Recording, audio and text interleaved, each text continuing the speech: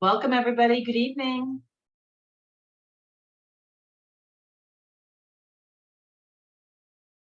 Hi, everyone. Welcome. We'll be starting in just a few minutes. I am here this evening with the amazing CDA outreach team, Priscilla, Kellen, Kathleen, and our CDA Media Tech. Everybody's bringing us in this evening, and we want to welcome you all. We are working hard. We took your comments in, and we are asking everybody if they would like to share their videos. You have to confirm that you want to share your video. You don't have to, but we wanted to give everybody the opportunity, as you suggested, for us to see each other and see who's in the meeting. So again, welcome everybody. Please accept the invitation if you'd like to have your video shown, and we can all see each other. Hi, Beverly. Haven't seen you in a while.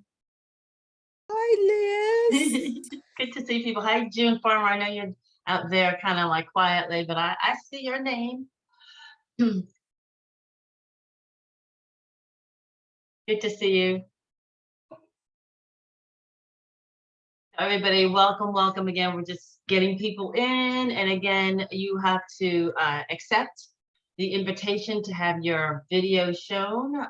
So please do so that we can all see each other and see who's joining us this evening. Just so long as you don't expect wise words of some sort, Liz. Well, certainly I'm not going to be giving any out tonight. So why would I expect anybody else? Yeah, I'm talking about those of us who accepted here. Your words are always wise. Thank you. Good evening, Supervisor Moulton Peters. You have had a long day. I just cruised from the meeting that ended at about 4:45, the Board of Soups marathon meeting, to here. I was with you the whole day, in and out. And Great that was, girl. and what I was thinking the same about you. Well, glad to be with you all tonight. Thank you for joining us, Supervisor. It's great to have you as always. Welcome, everyone.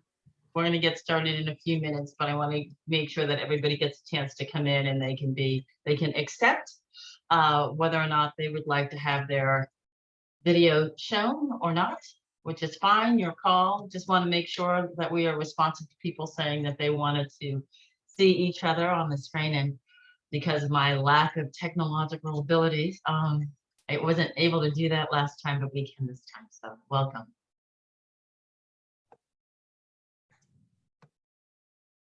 Nice to see familiar faces. I will just tell you that some of the people that you see on the screen are part of the county and the community development agency that you'll be hearing from a little bit as we start our meeting and provide some updates. We've got a really robust, full agenda again tonight. And we always, of course, want to make sure there's time for to make sure that there's time for everybody to give us comments and make some more recommendations on what you want to see in future meetings.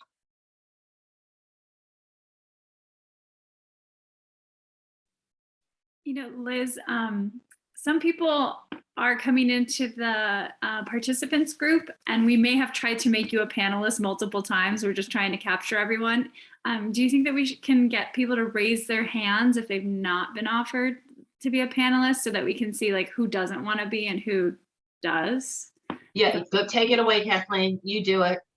So yeah, ask people what you need to ask them. Okay, yeah. So yeah, if you are an attendee who has not been offered to be a panelist yet, can you please raise your hand so that we can ensure that the folks who don't want to be on screen can hide, and those who do want to see everyone can participate. So thanks.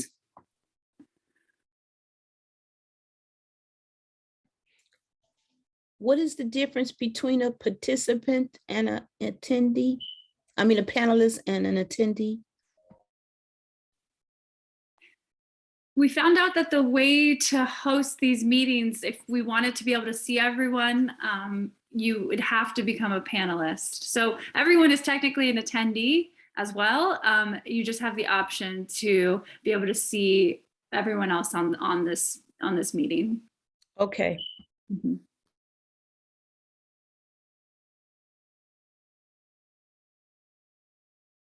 Alrighty, I'm looking at my handy dandy watch. I'm gonna give it one more minute because it's been a long day and I want to be respectful of everybody's time. Again, I want to thank everybody who were attending some of the other meetings that we had at the county this morning, the Board of Supervisors meeting, which started about like 2 days ago or something, right, Supervisor?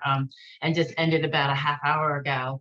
And so I want to thank everybody for being here. And again, I appreciate all the long days that we've had. So we have a very full agenda this evening, so I'm going to go ahead and get started. I want to welcome everybody. This is our second in continuing community conversations with residents and community members of Marin City, as we bring to you from the county some of the upcoming projects and important things that we think you should, of course, know about, hear about, and want to participate in, while at the same time it's an opportunity for the county to hear from you.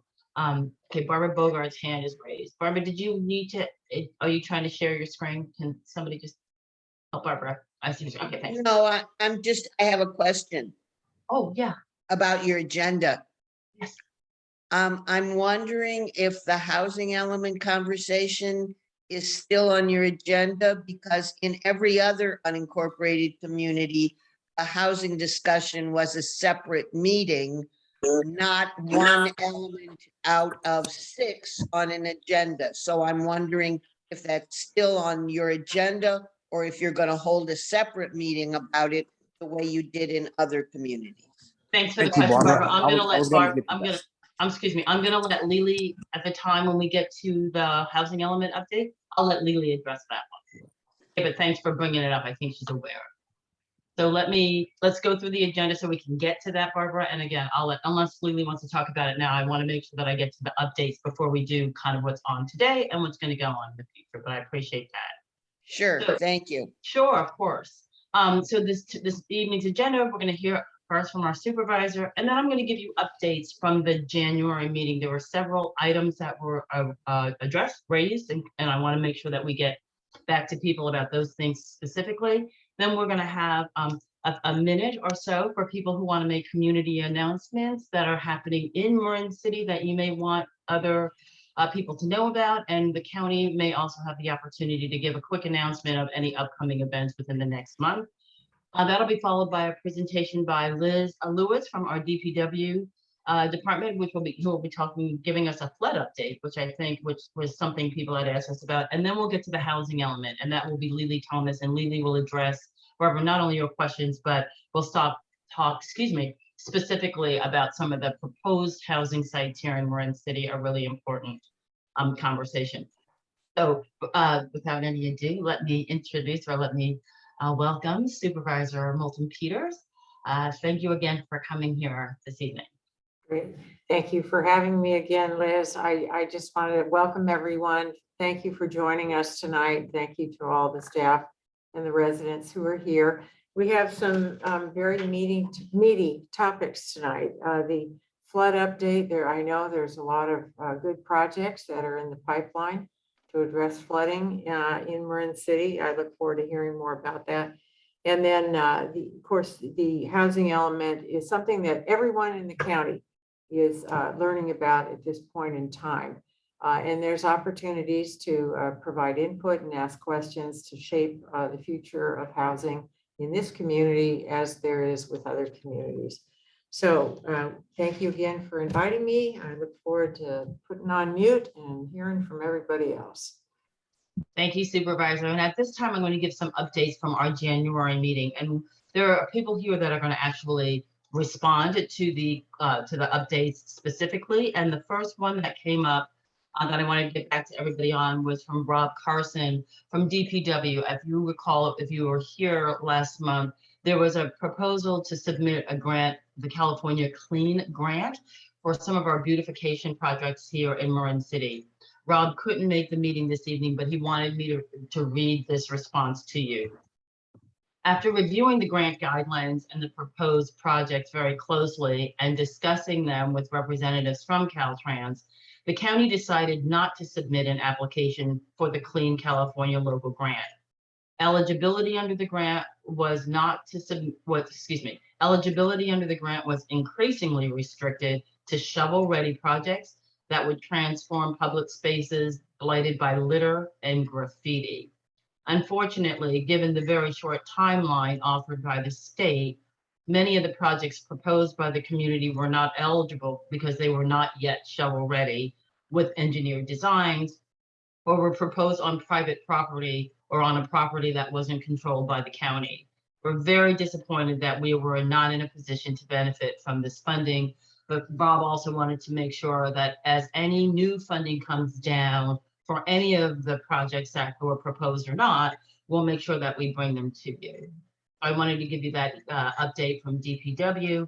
And at this time, I want to see last month, AB 819, which is something that is well above my pay grade, was brought up. And Tammy Taylor is here to give an update. Tammy, could you give us a quick update on what AB 819 is and how it affects Marin City specifically?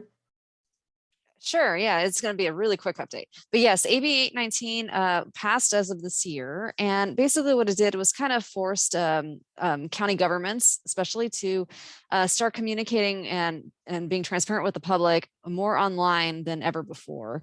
So that includes like it offered, county governments and governments more generally need to be allowing the public to communicate with us via email. It had never been sort of written that way in CEQA.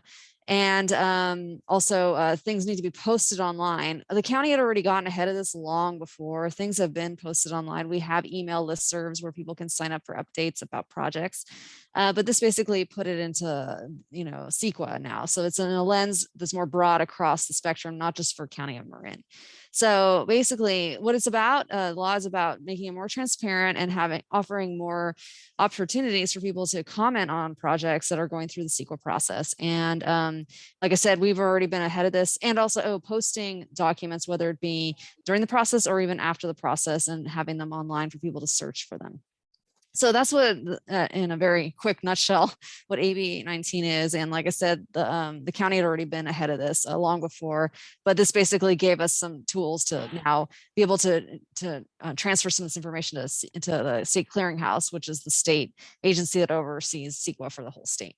So anyway, does that help, Liz? As far as how the community of Marin City has been communicating with us, they have opportunities to sign up for updates on our website, to see projects that are going through in Marin City. And if there's a CEQA component, they will also be transferred to the CEQA side of this as well. So they'll be getting email updates about any projects that are going through that way. Okay, thank you, Tim. I really appreciate that. Also, what came up was the safety element and any upcoming meetings that are planned for Marin City and others. So Leslie Lako, would you like to speak to that issue? Sure. Thank you. So the safety element is part of it's part of our general plan, what we call our countywide plan. And we are in the process of updating that. We have a completed vulnerability assessment that's online now and viewable by the public. That's at the safety element, the county's safety element website, which would be pretty easy to Google since I don't have access to slides here. And we'll be going before the board on April 19th for a workshop. With some sort of draft policies and programs. So that's a really great time to step into that conversation and provide public comments. And we are discussing other opportunities for more public engagement between now and then. And I highly encourage you to email me at llacko@marincounty.org if you have a group or organization where you would like me to come and talk to you about the safety element and get your feedback. Thank you. Thanks, Leslie. Could you put your email in the chat? And thank you very much so that people can follow up with them. Appreciate that. Another issue that came up was the county's equity committee and priorities. Is Angela Nicholson on the call on the line? I can't see everybody right now. Angela, are you here? I'm gonna put that on hold for the moment. Angela Nicholson is with the county's administrator's office, and she was planning to. We've had a long day at the county, so I'm not sure if she's going to be able to make it, but she wanted to provide an update on the county's external equity committee and priorities. And I'll keep looking for her. If the team would also keep an eye on us, let us know if Angela joins the meeting. Also got a question about the community land trust. We are putting the community land trust, we hope, on a meeting on the next community conversation in March or April. So we'll be having more information about that. Also, mental health was raised as a question, a concern, and a subject matter that people wanted us to bring to these conversations. And I've reached out to several organizations to see if we can get a panel or a group together for May, which is Mental Health Month, where we can bring local Marin City residents, organizations, communities, and have an understanding and a conversation about who's doing what and how we can work together to address the mental health challenges, not only in our families, but in our communities as well. I also wanted to note that somebody brought up the question of the ownership of the Betty Times field, and I did look into that and realized that that was in fact owned by the school district. There was an article in the newspaper where Dr. Garcia spoke to some of the plans that the school has for development of that area. And I thought that might be another great opportunity to invite him to this meeting and speak and give an update to residents about what his plans are for that, which would include the Betty Times building. And I've also reached out to the Marin Community Foundation to talk about whether or not they could join us and talk about some of their priorities. So that kind of summarizes, I think, most of the questions that came up from the last month. We'll be doing the same this month. Oh, Dr. Garcia, it's nice to see you there. I'll be inviting you after, nice to see you, inviting you to come and speak with us at another conversation, if that's okay with you, because I'm sure we're all very interested in hearing your plans. Thanks. Okay. So at this time, I'd like to open up, raise your hand, both county employees, county departments who want to make an announcement of upcoming events in the area, and more importantly, Marin City residents, community members, representatives of any upcoming events that you'd like to announce to the community at this time. So if you're interested in making an announcement, please raise your hand. I'm sorry, I can't see it all. So is there anybody who wants to talk about what's happening locally? If you've got a meeting or an event coming up in the next couple of weeks? Liz, this is Leslie. I just have a backseat on my last one. Sure. There's no chat for me to put my email in, so I just put it here under my name. Thank you. So, thanks. Are there any other announcements, any upcoming meetings or anything that anybody would like to share? This is Christina Yunker with Marin City CDC. Hi, We Christina. do have, hi, and I apologize, I'm traveling. I did not want to miss the meeting. So hi, everyone. On March 4th, we have a guest speaker. It's on our website. His name is Jack Yatso. He is the COO of Clubhouse International. And as you all may know, we have Empowerment Clubhouse at Marin City CDC that supports mental health. So it's a free event. If you visit Marin City CDC, the sign-up's right there. And we're looking forward to having a nice conversation with Jack concerning mental health. Thanks, Christina. Thank you. Yeah, good evening, Liz. Can you hear me? I can, Pastor Leggett. So nice to see you. Yes. So we're celebrating Black History Month this month, and we have programming throughout the month. Tonight, there's a movie that can be downloaded. And then on Thursday night, we'll have a panel discussion on Black health and wellness. And then on Saturday, there's a conversation, a barbershop conversation, virtual on Black men and mental health. And we have other events that will take place. But we're posted everywhere, and some of you have received emails, and so you're more than welcome to join. Thank you. They look really Mhm. wonderful and great. And Liz, I want to add to that. Hi, Terry. Sure. All right.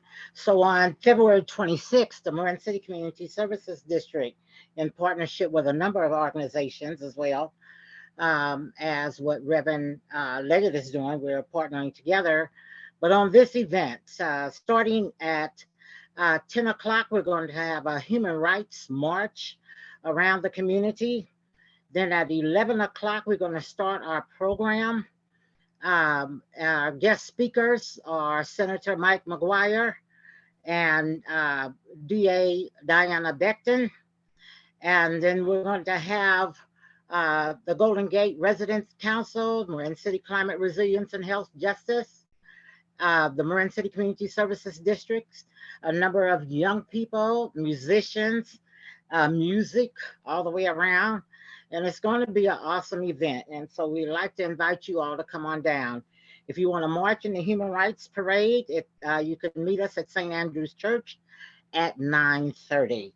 So we'll be looking at, we'll be talking about the flooding in Marin City, as well as housing and a number of other issues, because Black people definitely matter. All right, so that's the announcement here. Thanks. Hey, Terry, can I ask a follow-up question? So the march starts, this is on the 26th. So the march starts at 10. The presentations and the music and everything, is that going to be also at St. Andrew, or is it going to be at the CSD? Thank you, Liz. It's going to be at Dr. Martin Luther King Academy. That's at 11 o'clock. That's where we're going to host the program. Thanks so much for that. And we're going to have lunch afterwards, and live music at the Margarita Johnson Senior Center. And so. Okay. So the food's going to be where? Sorry. At the Margarita Johnson Senior Center. We'll have box lunches. So after the program, people could come pick up their box lunch, or they could sit down and enjoy the live music. Thank you. Thank you very much for that. Thanks for sharing that, Terry. Are there other, Marisa? Hi, Ms. Darby. Hello, darling. Just two quick things, Liz. The Southern Marin Community Connection MDT is having a meeting on Thursday, February 17th at 12 o'clock noon. And they want to focus on the mental health recommendations. And a quick question, you were saying a beautification grant is no longer in effect today. Okay. And another thing, if people want to post their events, they could go to www.isoji.net and post your events there also, because we can't post them in the chat. Yeah, I apologize. You know me, I did something probably wrong. We're taking this down and I'll write it all up and make sure that it's out there again. We're also recording this so that people who weren't able to attend tonight can, but I'll try to put these in words because I need to, I'm writing down notes too. I need to know them as well. Thank you. Thank you. One more thing, Liz. Sure. I have an announcement. Hope Excuse Housing. me, do you want to just a second? Terry, what were you going to say? Terry's going to just One follow more up. thing. One more thing. I'm sorry, Tijuana. That's okay. When you were mentioning Clean California, I'd just like to announce that the Marin City Community Services District, we did get our proposal in for an aquatics and family center. And so we're really excited about that. And hey, we're all praying for nothing but total success. Good for you, Terry. You made the deadline. Yeah. And you jumped through all the hoops that were required by Caltrans, which I hear were quite challenging. So yes, we did. Good for you. Hey, Tijuana. Hi, hello, everybody. So on February 24th, Hope Housing will have a credit workshop. It's free for the public to learn more about your credit report and to help bring up your scores so we can get prepared if you want to buy a house or get a car or whatever you might want to do. But yes, it's a free credit workshop, and that's February 24th at 6:30 p.m. Tijuana, where is that going to be? It's on Zoom. Thank you. Okay. So can you send me that link so I can go ahead and push that out too, just so that if people, okay. Sure. Is there anybody else from the community that you see, Kathleen? Yeah, I'm sorry. Well, I have Otis Bruce Jr. had his hand up. Oh, I apologize. Again, I can't see. Oh yeah, no, it's fine. So And I that's had an announcement. Beverly next. Okay. okay, thank you, Kathleen, and thank you, Liz Darby. Hello, community. I'm Otis Bruce Jr., your Assistant District Attorney here at the County of Marin. And I'm very proud, if someone hasn't already announced it, for the first time in the history of Marin County, we're launching a countywide Marin County Clean Slate program that involved the Marin County Justice Partners, including the public defender, David Sutton, Marlon Washington, the chief public probation officer, me on behalf of the DA's office, and D'Angelo Pratt, Division Director of Public Benefits on behalf of Health and Human Services. The first clinic is going to be launched in Black History Month in Marin City this coming Thursday, February 17th, from 4 to 7 p.m.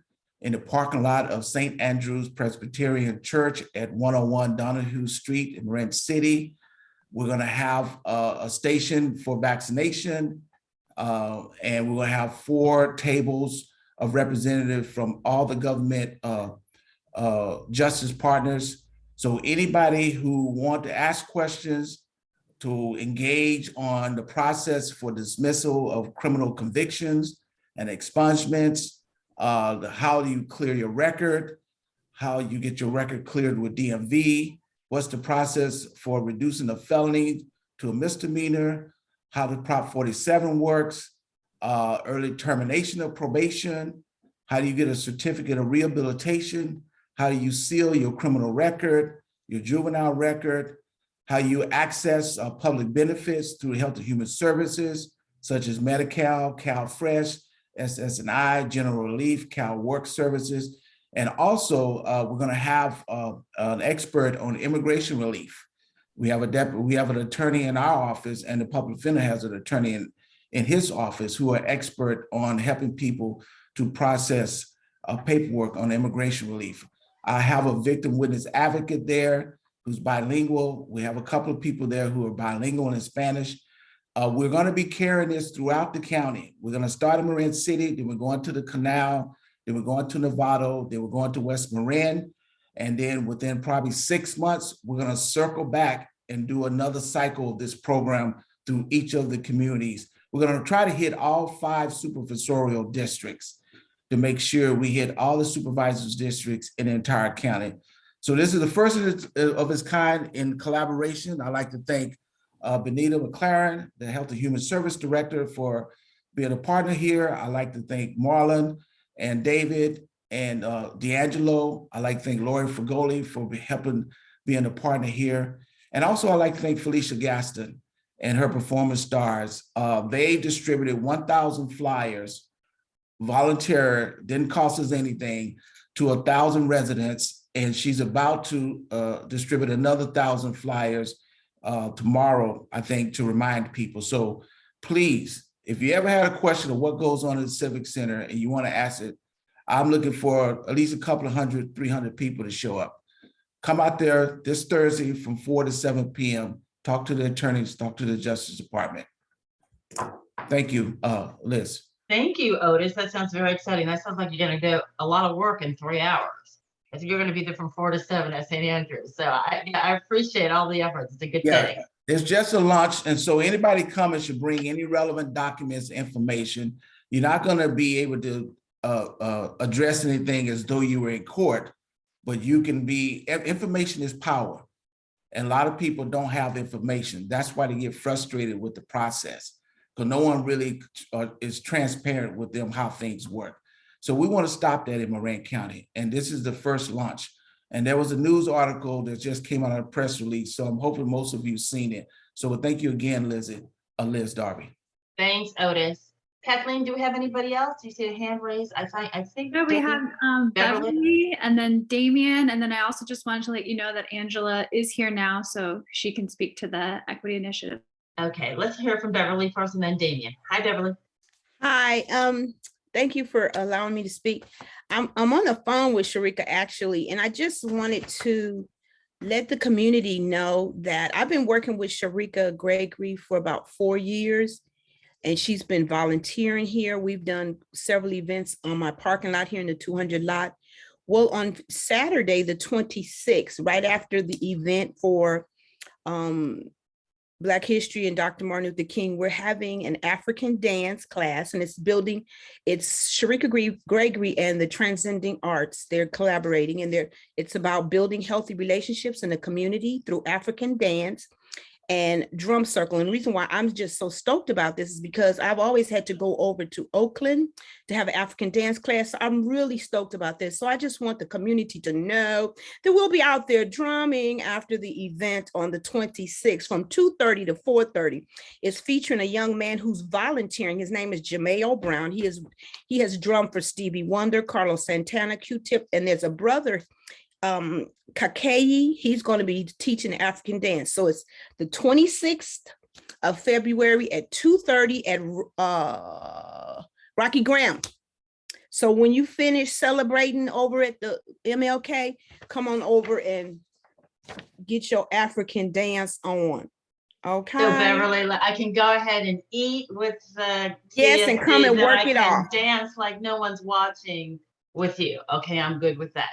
Who else do we have, Kathleen? Oh, Damien, I think is next. I can't see him, but Damien, are you here? I can't see him. Yes, I'm here. Can you hear me? Oh, hey, Damien. So yeah, I'm in my car, so I'm not gonna turn my video on. Just pulling over now. Thank you. Damian Morgan here, board chair, chair for the Marin City CSD board, Marin City Community Services District. What tomorrow, as many of you know, the Marin City Community Plan was taken off of the agenda to be held in partnership with the county and Marin City CSD the proper way. So that meeting is tomorrow. Tomorrow is the Marin City Community Plan. That's at 5:30. And that's with many of the same people that are on this meeting. Supervisor Sears and Miss Lily Thomas and many others, and a few others with our board. 5:30, the agenda and the link is on our website. So that's tomorrow, a very important meeting. Secondly, just want to say just a side note, the same reason why the Marin City Community Plan was taken out of this arena and added and is gone a different direction with more in partnership is the same reason why we're asking the housing element number 5 to be taken off the agenda tonight. Thank you. So Damien, the meeting is going to be, tomorrow evening's meeting is going to be Zoom, correct? So that people can access it, like you said, at your website. Yes, tomorrow Okay. at on Zoom 5:30. It's on the website. Okay. Yes. Thanks, Damien. Kathleen, are there any other people raising their hands that we see? I don't see anybody raising their hands, but I did just want to make a quick note that some of you who are panelists may see that there is a Q&A box, but you are unable to actually ask a question as a panelist. So if you have questions, you will have to say them out loud, or raise your hand and say them, or if you would like, you can go back to being an attendee, and all attendees can ask a Q&A in the chat, and we can take note of this, and next meeting we will address this to make it easier for everyone to continue to participate. But I just wanted to make that clear to everybody in case you thought, oh, just ask via text, and that's not possible at the moment. Can I say, I'm sorry, can I say one thing, Liz? This is Damien Morgan. Sorry, I made a mistake. I said Supervisor Sears. I meant Supervisor Stephanie Moulton Peters. My apologies. Thank you. Thanks, Damien. And thanks, Kathleen. And I'll take it, as always, that I'm sure the technology goof up was something that I didn't ask in our pre-meeting. So I apologize. We will address it and fix it later. If there's nobody else, Angela, are you in the room? Because I just wanted to introduce you and just ask if you wanted to give a county update on what was asked for last month, which was an update about the equity committee and the equity priorities. So are you there, Angela? I'm sorry, I can't see anything. I am here. Thanks. Hi. Thank you. I'll just be very brief. there's a lot of things going on in the Office of Equity at the moment, and we are working on a one-pager that as soon as I have, I will distribute to this group as well. The equity plan did get approved, did get presented to the board, and that was essentially 20 community members. And there's $1.7 million for that pot of money. The plan is not done. It's now going into an implementation phase. The implementation phase, we are in March, we're going to put out a new application for people to be on the implementation team.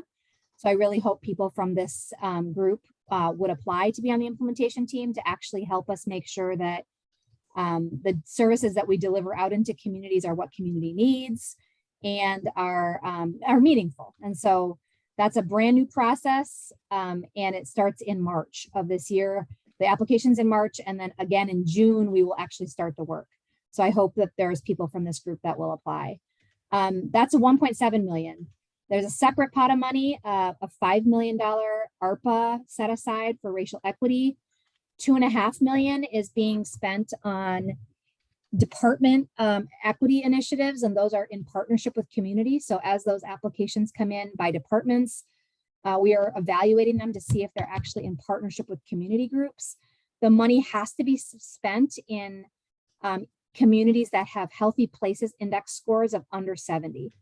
So it can really only impact 5 or 6 communities in Marin County, and that's our intention, to really centralize and focus those resources in the communities that need them the most. And the second 2.5 million is application by community groups. So community groups will put in an application for those resources, anything between 50,000 and 150,000. And we are creating a funding and outreach committee, lots of committees. I understand that it's confusing, but we are going to put it on a document so it's clearer. That committee will kind of help us to narrow.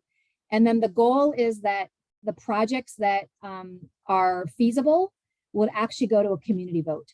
So it really is our first, our first exercise in true participatory budgeting, where community is going to decide how the money is spent.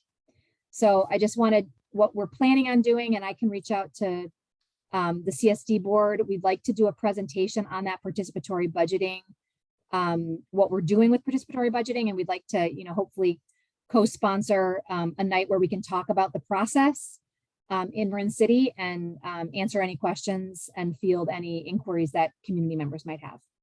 So that was as quick as I could go, Liz, and I'm happy if there's questions, I'm happy to take them. No, I think that's great. I'm sure Angela will want to hear more about some of those projects as those deadlines and those dates come up. So thanks so much for joining us tonight, and hopefully you'll do so in the future. Kathleen, I think Royce's hand is up. I can barely see it in the corner. Royce, are you there? Okay. Yes, yes. Thank you, Royce. I just wanted to speak briefly on equity in Marin County. And after hearing, the millions that you're willing to throw out there to show that you are equitable is a sham. Marin County is still as racist to the core as it has been.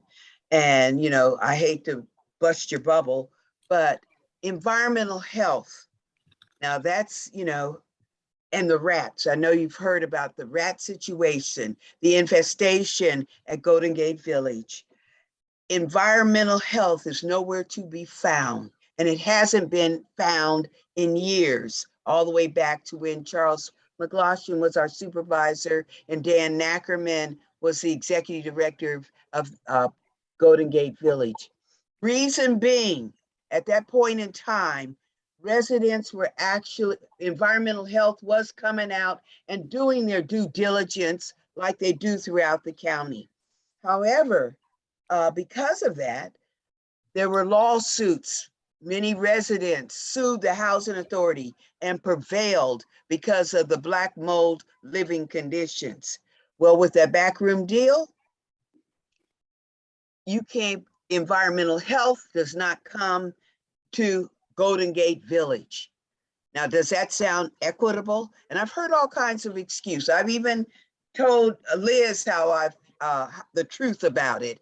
And everybody, well, we're going to do something, but nothing has been done. Now there's the rat infestation. I asked Tom Lai, why aren't you breaking that cycle and coming out here, citing the housing authority and make them really come up with something.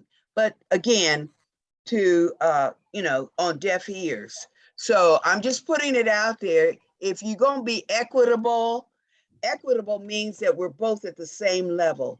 But until you, Marin County, treat Black people of Marin City with the respect that we're due throughout, like the rest of this county, you're just being a hypocrite. And so as it relates, again, to the infestation of the rats, really of the infestation, environmental health is nowhere to be seen. But if it were any other community in the county and they make a call, Tom Lai's office would be there and citing whoever they are, who are the owners. So let's be really fair.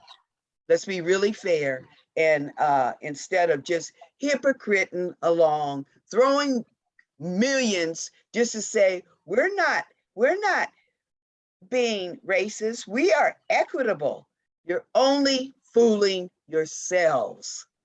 You're only fooling yourselves. Now, you might have some Black people that might want to kibble in a bit, but that still don't stop the truth going forward. Thank you.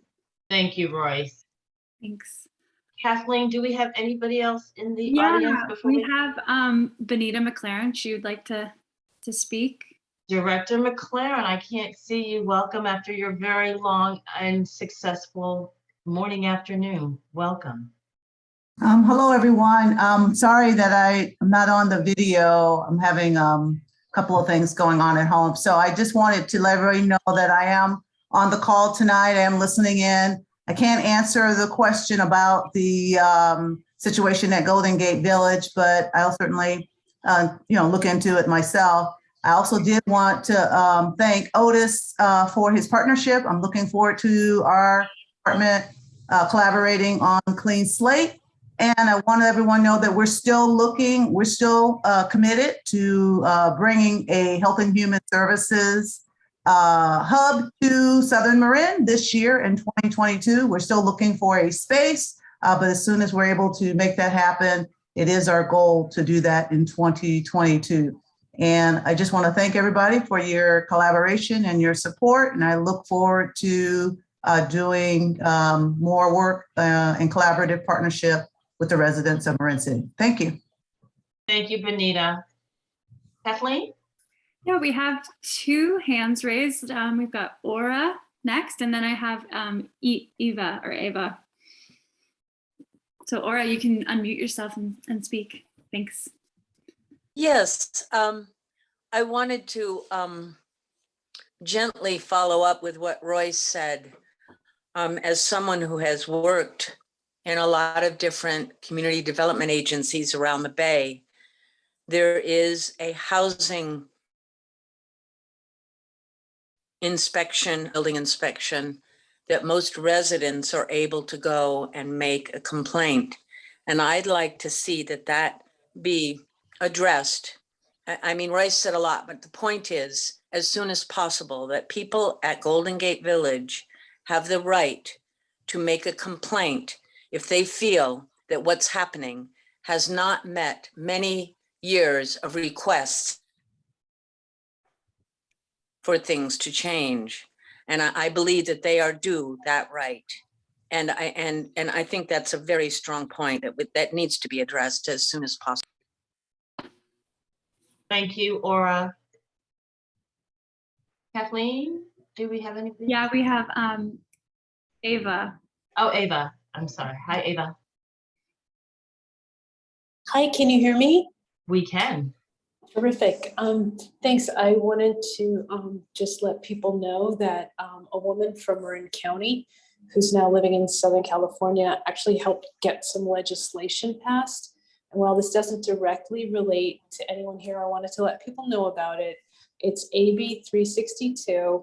And if you have any acquaintances who have been forced out of their housing and who are now staying in any sort of shelter or navigation center, this new law that was just passed, AB 362, provides a framework for you to make a complaint about either the homeless shelter or the navigation center where you're being kept.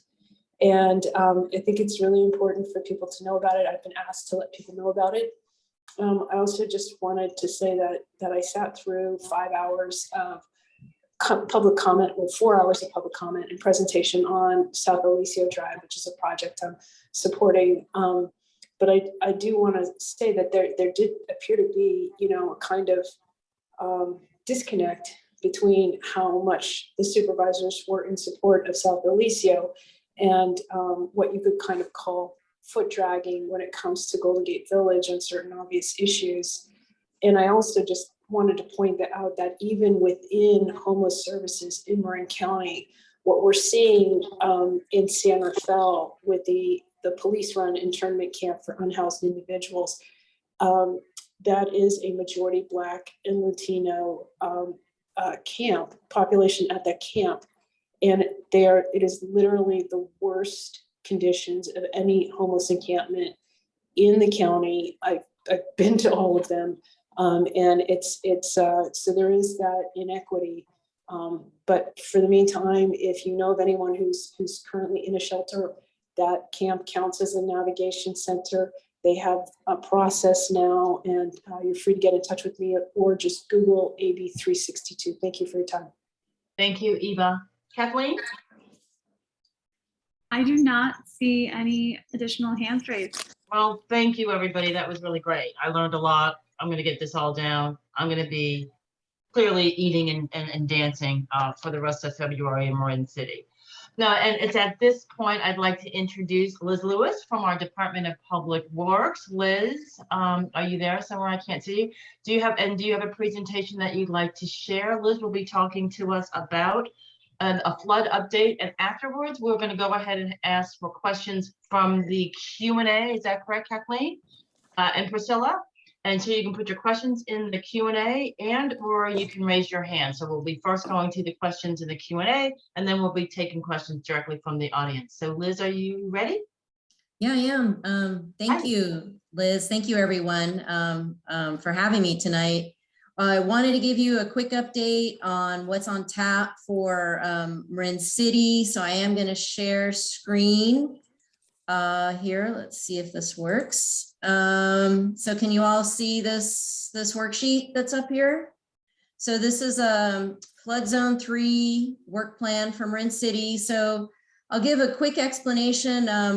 Flood zone 3, it's all the communities that drain to Richardson's Bay from Marin City, Tam Valley, Mill Valley, all the way over to Sutton Manor. And so specifically what I have up for you tonight that Liz asked me to give you an update on is the flood zone 3 work plan.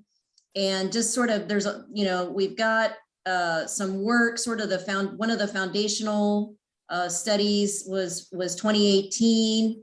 And what we got out of that was a working model that models all the water flowing down from the hillsides through Marin City out to the bay. And I just want to acknowledge the staff that are working on these projects. I want to invite all of you to come join us. We have a Flood Zone 3 Advisory Board meeting. It's on March 17th at 5 p.m. So I'm going to I don't have the link yet, but I am going to get the link to Liz for that webinar. So that's March 17 at 5 p.m.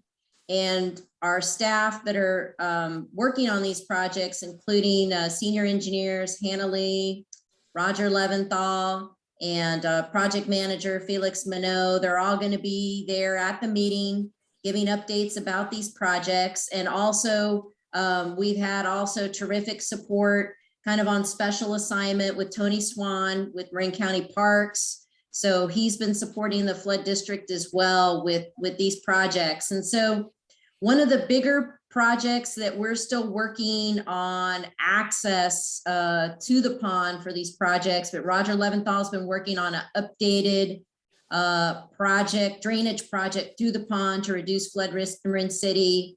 He's actively working with FEMA. As you all, some of you will recall, we had an initial grant from FEMA to take the water that all drains to the pond, the Marin City pond, under 101. The project was to add another storm drain, another pipe. They were going to drill a pipe underneath underneath the freeway out to the bay. And that's proving that initial project, they ran into some issues. There's some gigantic boulders and rocks under 101. So they started talking to Caltrans about trenching through 101. The cost of that exceeded the money that we had from the federal government, from the FEMA. So right now, that in the long term, that may be part of a longer term Caltrans plan when they come in and look at what they need for the freeway. But for the time being, the team is kind of refocused on a pump station, adding a flood wall, a permanent flood wall at the pond, and also upsizing some of the storm drains that come from Donahue to the pond. A lot of you have also, I know, been working with Hannah and Felix. They're putting together a Marin City comprehensive mitigation plan. And so there's been a draft request for proposals that'll be released this month. And so I'll come back to this in a minute, and I can also provide this to the team. So this gets shared somewhere. But the one part of this planning for Marin City to look at like a comprehensive flood mitigation plan is going to be an invitation to a task force. So we have a preliminary list of community groups, agencies that we want to reach out to in Marin City, and the invitations to the task force have not gone out yet. This is a preliminary list of some of the organizations that we've been talking to or anticipating that we'll be reaching out to. So I'm here tonight to kind of find out from you all, or if there's other organizations that want to be a part of this task force, that want to be involved in evaluating and contributing to reducing flood risk in Marin City. And so with that, I just really want to invite you all out to our next flood zone advisory meeting. It'll be over Zoom. It'll be similar a style. And Terry Green is the representative from Marin City to the Flood Zone 3 Advisory Board. And so with that, Liz, I'll take any questions that folks may have. Thanks, Liz, and thank you, Liz. And Terry, feel free to contribute or jump in also if you want to speak again. I apologize if I can't see. But at this time, are there any questions in the chat that we can take on? And for those of you who have questions live, we'll take your questions in just a second. Priscilla, do we have any questions in the chat? No questions in chat right now. This is Jack. Can you hear me? Yes, Jack. Perfect. Liz, maybe I missed something, but I believe that there are 2 large pipes that were placed and are currently located under Highway 101, right across from the exit and the entry to Marin City. And around that area, Caltrans for many years would raise the freeway between 2 or 3 feet as the highway subsided, but the pipes are located there and they go all the way across underground and right onto Richardson Bay. Can you please comment on that?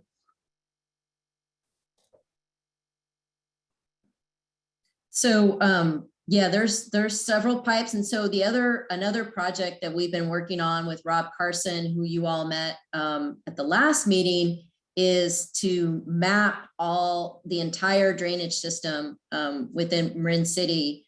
So the project at the Marin City Pond was really focused at the piping from the Marin City Pond out to the bay there. And as you know, there's that big concrete box that sits on the other side of the pond right next to the 101. It has a gate. It's a gate that Caltrans uses, when there's high tide and heavy rains. And so they can open and close that gate as they need. And so we are working with Caltrans. We are engaged and meeting regularly, quarterly, and Terry has started to join us at some of those meetings as Caltrans starts to put together sort of their interim plan for the area from Marin City to Manzanita.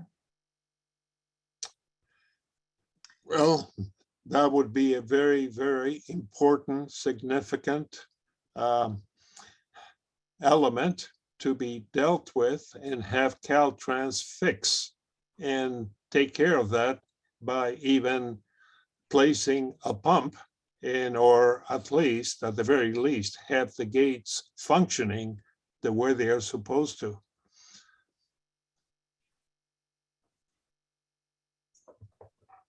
Okay, thank you, Jack. Kathleen, do we have anybody else who has a hand raised who would like to ask Liz a follow-up? I see Aura. I don't want to call out a speak. Is that the next? Yeah, no, Aura's hand just went up. Yeah, you're right. I had a question. I had a question Yeah, go ahead. about the gate. My thing was that there was some coming a no longer manual, but a automatic. If it changes, I understand that BCDC would then be in charge, would have more control at. I'm just wondering, what is the relationship of BCDC with the pond and the gate? And does anyone? That's a really good question. That's something we can bring back to the group and also inform our presentations to the Zone 3 Advisory Board meeting. Yeah. I see that, Jack, you raised your hand again. If you want to unmute, you can speak. Yep. Thank you. And we have a comment that has come through the chat. The comment just states that you may want to consider the Floating Homes Association, as we have dealt with Waldo Point Harbor and dealing with more flooding issues on Gate 6 Road and Commodore.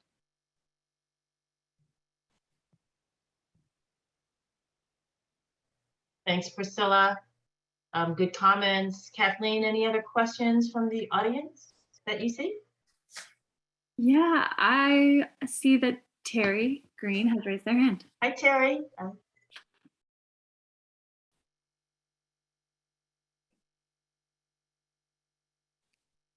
And you should be able to unmute now. Pardon me. I'm unmuted. Okay, great. Thanks. So I just wanted to say a couple of things about the flooding in Marin City. I know Liz talked about the pond. As you know, Marin City Community Resilience, we have been working with Audubon on looking at restoring that, coming up with a design. But we ran into something that, unbeknownst to us, when there was some sediment testing, that we ran into a lot of contaminants there. We want the county, we've been asking them to test again, because we really feel that there's some, when you take a look at it, perhaps there's some contamination from World War II that might be dumped in there. And we need that pond tested. We need them to go deeper and to go wider, go at all angles. So that's really something we need to have done. The other thing is that I'm glad that we are now at the table with Caltrans. As you know, we've been asking for years to sit at the table. We're now at the table, and there's 12 acres of toxic waste coming down. I'll say toxic waste, I'll call it waste, coming down from the 101 into not only the pond, but also into Marin City. And we're asking Caltrans to reroute that, for them to filter it and then send it out to the bay. The other thing, as you know, October the 24th, during the atmospheric river, Marin City.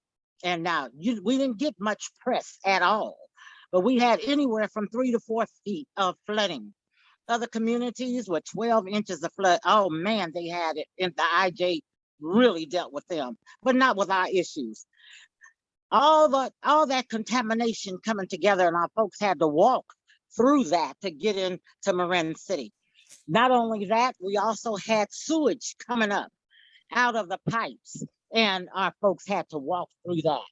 So what we're asking, the flood zoning, yes, I do sit on the flood zone board, but we're asking the flood zone board, we're asking the board of supervisors.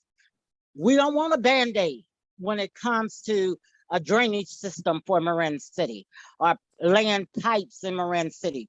We want a total fix. A total fix. There's millions of dollars coming down from the state, millions of dollars coming from the feds. We do not want a Band-Aid. We want to be able to fix flooding. One way in and one way out, we got to stop that. We have to have that fixed as well. So I just wanted to just let you all know there are other contamination issues that we are very concerned about. We're working with the Department of Toxic Substance Control. We're going to the EPA next. We're going everywhere. But you will hear from some of our young people at the Martin Luther King event. You'll hear from them in terms of what they feel about all of this contamination, all this pollution that's killing us in Marin City. Thank you, Liz.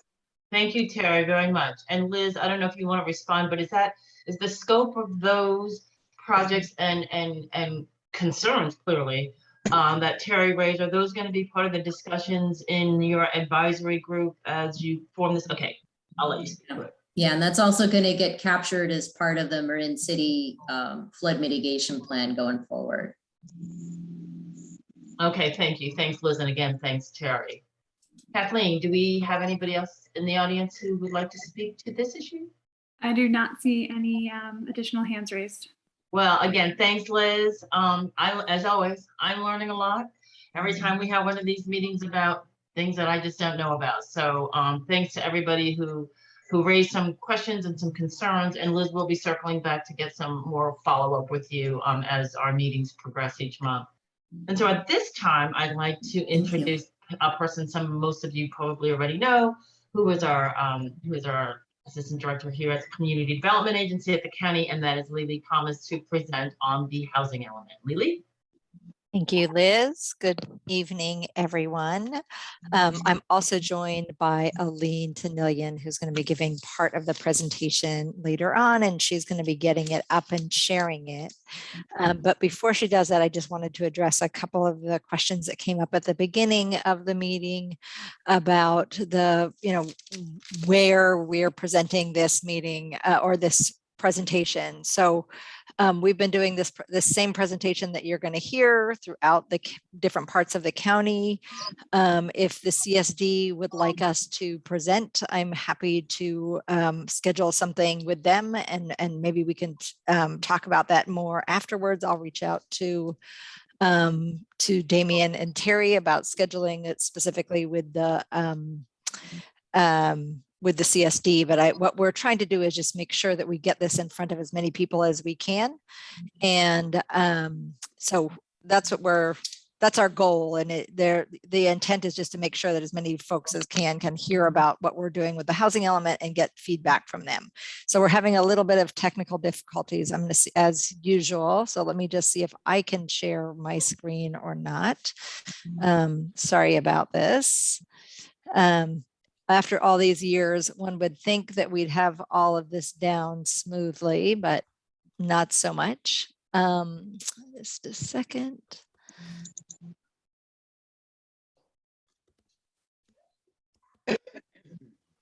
Okay. Is that working? I think so. Great. It is, Lily. Okay, great. So this is, as I said, this is the same presentation that we're giving around the county. So sorry, it's a little long, but our goals are, this is our agendas. We're giving a brief update on the housing element. We're going to talk a little bit about the process that we use for selecting sites. And we're going to review some of the specific sites we have, as well as some tools that we have for providing feedback on the housing element. And I can't see anybody, so if there's questions, we're just going to have to wait until the end. I think that's probably the best way of doing it. Our goal is to inform people about the planning process that we're doing, and the county's housing goals and the process that we're using for selecting sites, to provide an opportunity so folks can give their input, and again, talk about that tool that we have. So just again, to revisit, the housing element is a plan that we are required by the state to update every 8 years. And what we're talking about right now is for the unincorporated part of the county, but every city and town in Marin, as well as the whole Bay Area and the whole state, is working on a similar plan.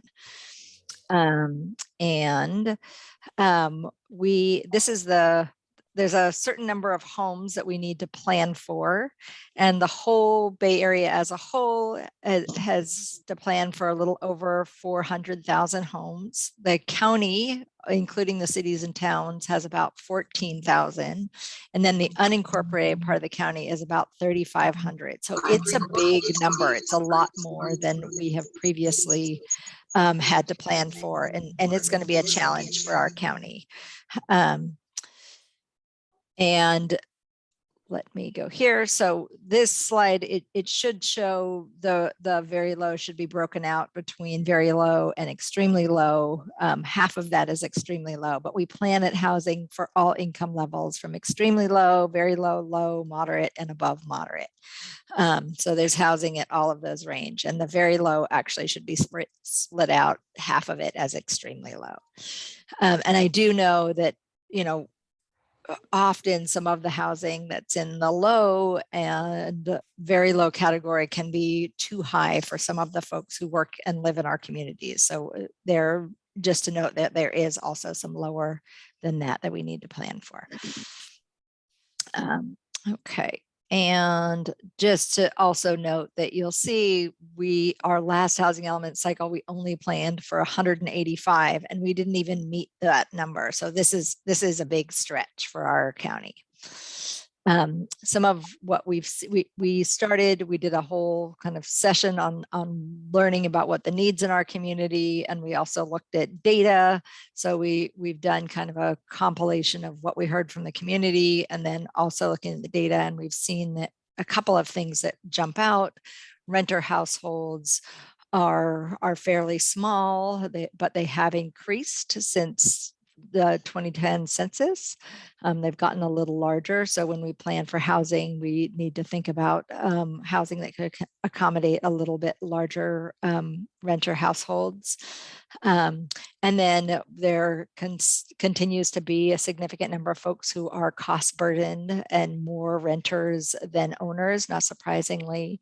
And interestingly enough, we've seen an increase in segregation since 1990. So more of our low and moderate income residents in the unincorporated part of the county are living in Marin City and Santa Venetia than previously.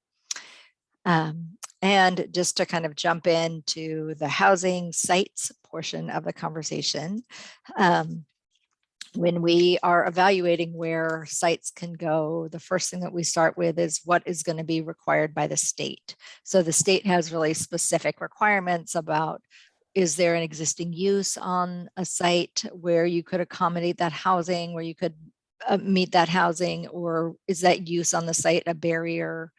What is some examples of potential redevelopment on sites? If the site is too large or too small, it won't work for some of our affordable housing. And then also looking at the density of housing is another thing that the state looks at. So when they look at density, they see density as a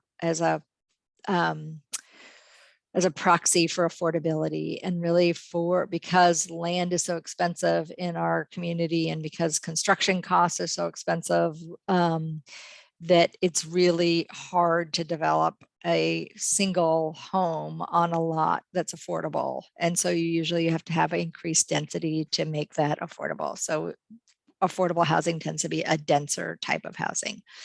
And that's what this is showing. And so we went to the Board and Planning Commission in December and asked for some guidance about how we should go and identify sites, and they agreed to these guiding principles, asking us to look at ways that we could ensure that there is housing in all of our communities, so that housing isn't concentrated in any one area, that it's distributed throughout the county, that we really look at racial equity and historic patterns of segregation, encouraging infill and redevelopment within our existing communities, look at environmental hazards that are associated with climate change, like flooding or fire hazards, and then looking at any surplus lands and ensuring that we do a good job around public engagement on the sites.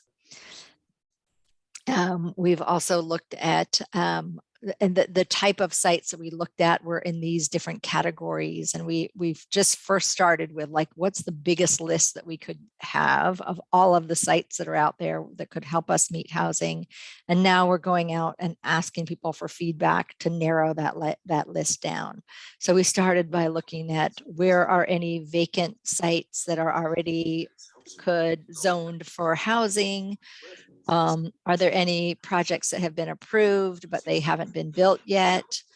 We looked at ways that accessory dwelling units or second units could be one way of meeting some of our housing needs. Any publicly owned land that isn't restricted for open space that we could use for housing. Looking at increasing densities in existing residentially zoned areas, looking at commercially zoned sites to see if there's ways that there could be housing and that commercial use on the site. We've also looked at some of our religious institutions. Is there a way that they have some excess parking lots or other room on the site, not to replace that use, but to add to it?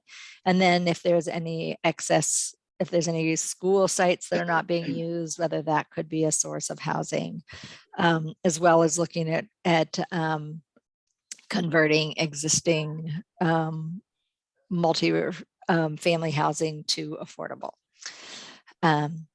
And then, so this is, when we looked at the sites, that there was that preliminary assessment, we looked at all over the county. As you can see, there's sites that are throughout the whole county.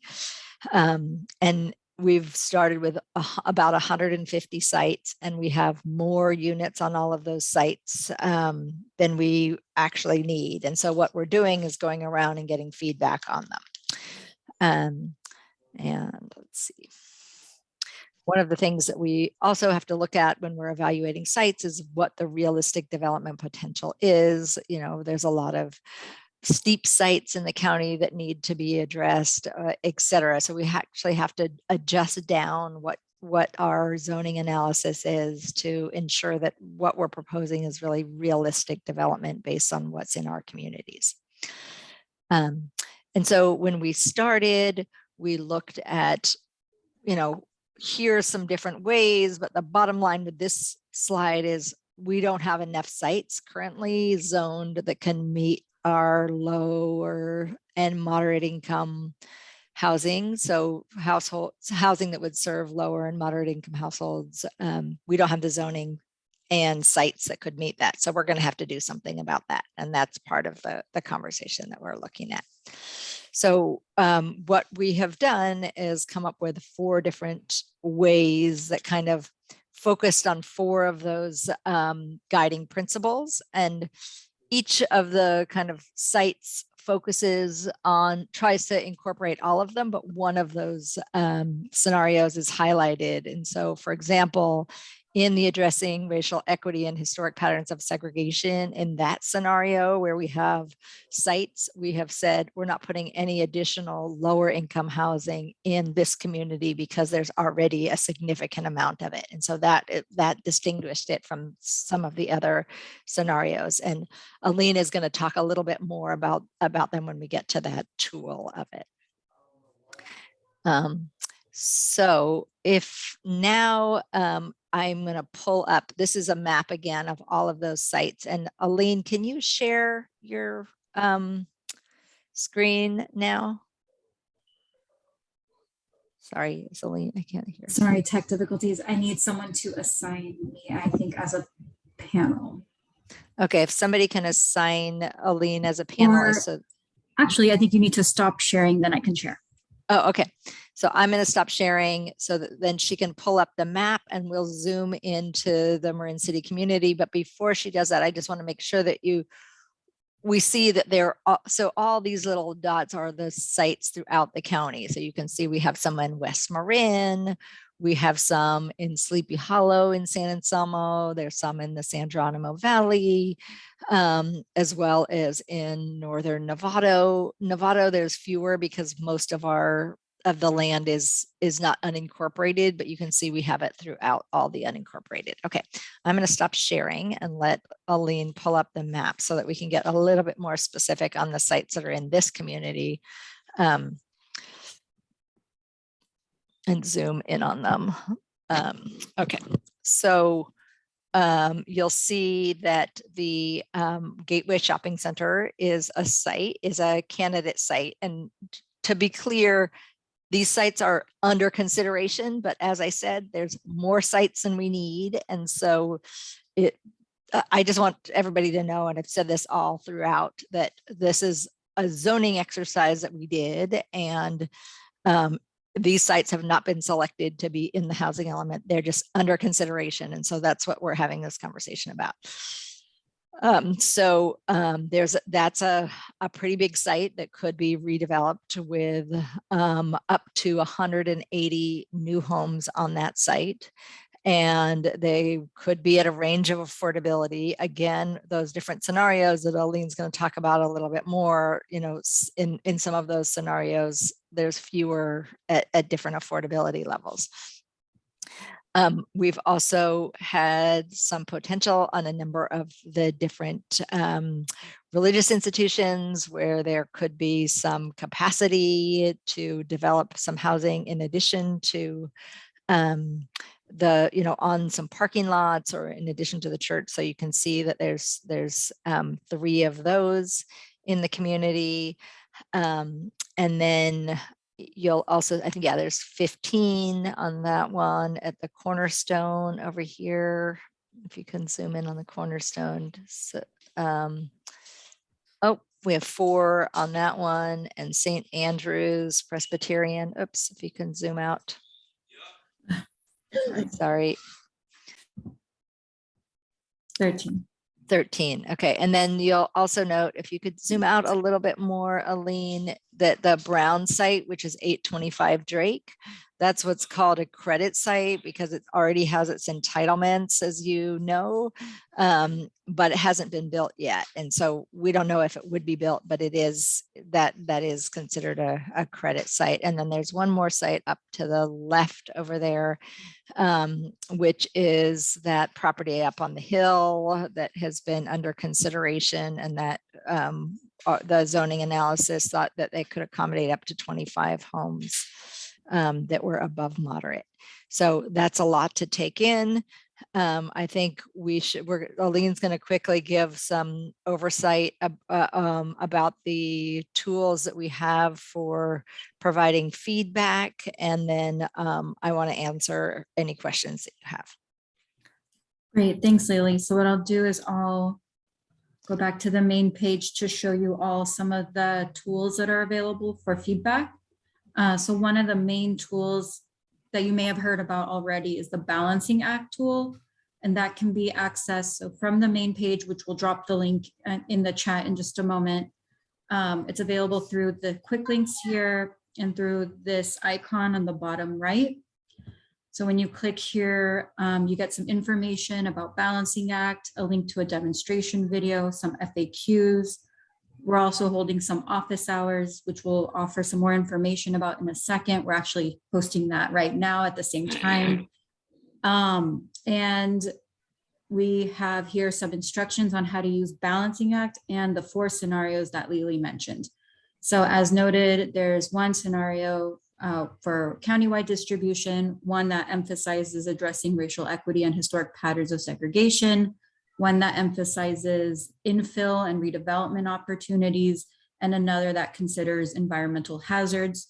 So as Lily mentioned, the number of units are adjusted for each of the scenarios, and we'll be adding a spreadsheet of each of the sites under each scenario and the number of units very soon.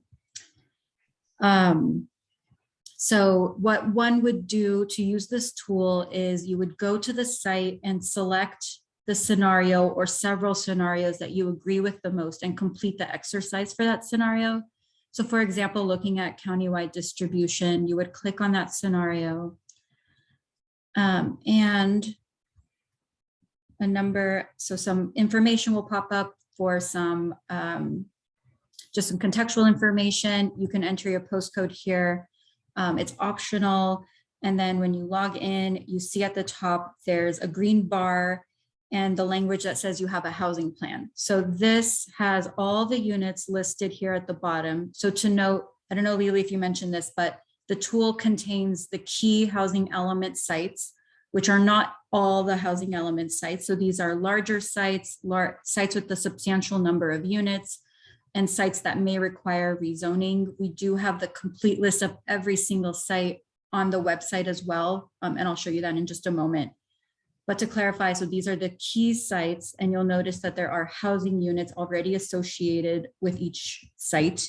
And that is the number of units for this scenario for this number, for this, parcel. So essentially what you will do is you would look at the site and determine if there are certain units, or certain properties where you would like to see more or less units. So you can choose one, for example, here, and say, you want to decrease those units. So you'll notice that the bar at the top turns red, and then the language changes that you don't have a housing plan. So then the goal of the tool, since it's named Balancing Act, is to then balance that out by adding units on one or several sites to then rebalance that back. The tool also allows you to put comments about a particular site as well. So you can comment specifically about a site if you have concerns with it, or if there's something you particularly like about it. And then in the end, you would click submit at the bottom for the scenario to be taken into consideration. So as mentioned, you can complete one or several scenarios, really the ones that you agree with the most. And as noted, we have the list of complete sites that is right here on the page. It's available in several formats, in addition to the map that we had just shared. In addition to Balancing Act, we have another tool that we want to share with you. It's called the Housing Site Suggestions and Feedback Map. So that's available through this icon here on the page on the bottom right icon. And this tool really allows the public to add additional housing sites that are not yet under consideration by the county. So you can drag a pin on any site, as some folks have already done. You can add comments to about why you think a site should be considered. And you'll notice some of these purple outlined properties as well. Those are all of the housing sites under consideration. So you can use this tool as well to submit any comments about any of the sites.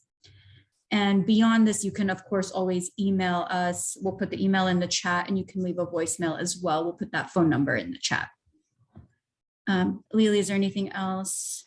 I would just also add that this is a way that we're also gathering feedback. So we're recording this, and we're using this information that we hear tonight and at our other meetings as part of the feedback on any specific sites that we hear from you.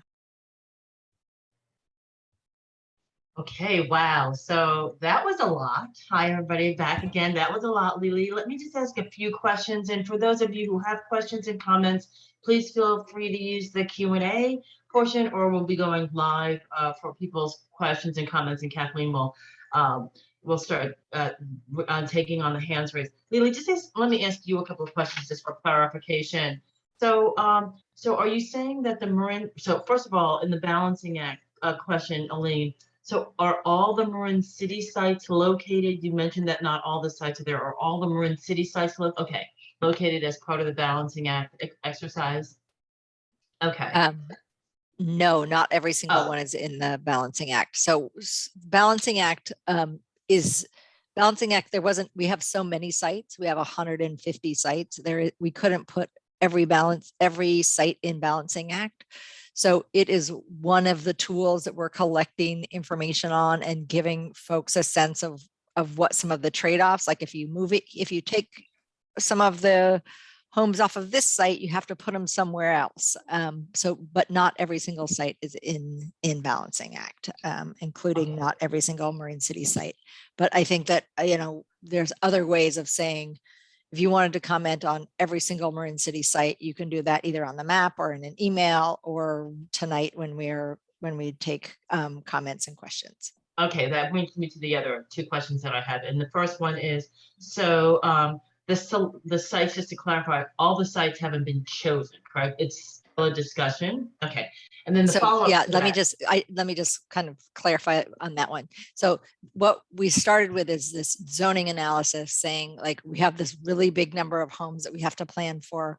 What's this? And we've started with this really giant list of every site that we could possibly think of. Not all of them are the best sites. And so what we're doing now is going out saying, here's this whole list that we came up. Do we miss anything? Is there any sites that you think should be added, or are these the wrong sites? Should any of them be reduced to the number that we thought or removed altogether? And then after we gather all this information, we're going to come up with a recommendation that is much smaller than the 150 sites that we have now. Sorry, that was a lot. Okay, no, that's great. No, thank you. And as a follow-up to that, so how will you use the information and the feedback that you get from the audience tonight? I mean, people are going to share things. And so how does that get built into your next steps? Right, so we're going back to another joint workshop with the board and planning commission in March, and we are gathering this information from all these different ways that we mentioned. We're getting emails and voicemails, and we're getting information on balancing act and at these kind of community meetings. And then we're going to put all of that information together and include it in the packet that goes to the board.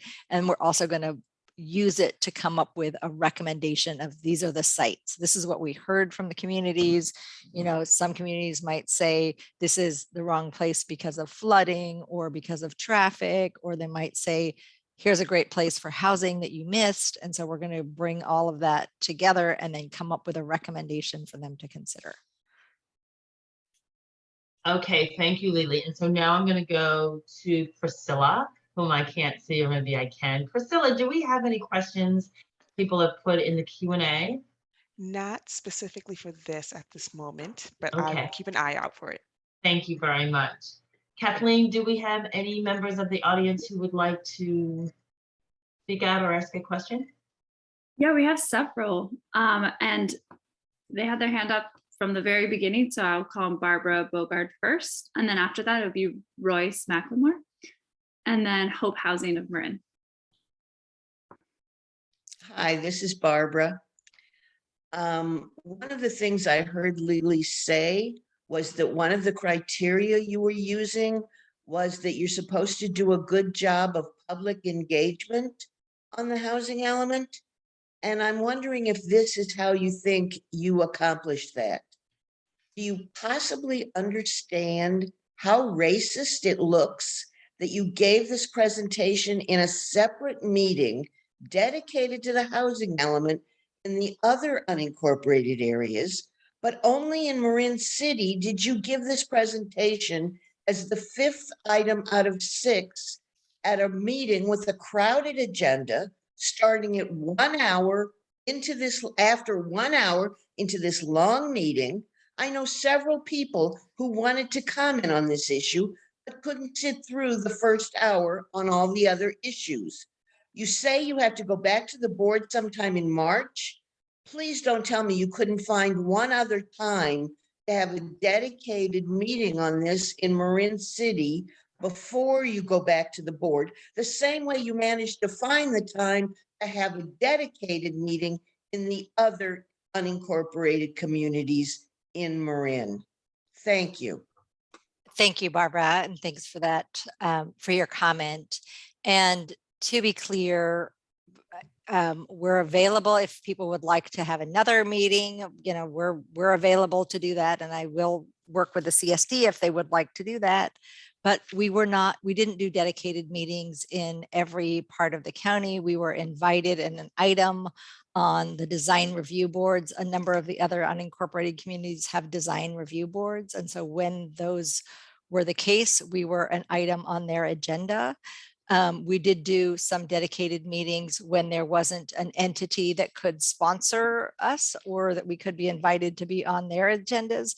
We do find that it's often the best way for doing this type of meetings is not when we're just doing our own meeting, but when we're going to somebody else's meeting so that we're coming to you rather than asking you to come to us. And so that's what we are trying to do with this meeting. But if this isn't the best scenario, we do have a lot of people on the meeting. We have 44 people on this one, and that's more than a number of our other meetings had. So we do have a good attendance that I'm appreciating that folks are here. But thank you for that comment. Let me just add that I received email from the county on the housing element that listed the meetings in Kentfield, Tamalpais Valley, Strawberry, unincorporated Ross Valley, Lucas Valley, Marinwood, Santa Venetia, Los Ranchitos, West Marin, and unincorporated Novato, all as dedicated meetings. And only the Marin City meeting in the link that I received was going to take place at an already scheduled meeting an hour into the agenda. Thank you. Mm-hmm. All right, next we have Royce, and then I did want to say, Don, your hand is the color of your wall, so I did not see you. So actually Royce, and then Don, and then Hope Housing of Marin. Okay, I just want to ditto basically what Barbara said. And Lily, you probably didn't really hear yourself in the excuse that you made to try to justify what is blatant to see. So again, this is, we talk about equity, but just because we're a poor community in reference to the rest of the unincorporated county, you know, that's no reason to shuffle us up in with what's going on. And we have talked to Tom Lai as a CSD in previous times as it relates to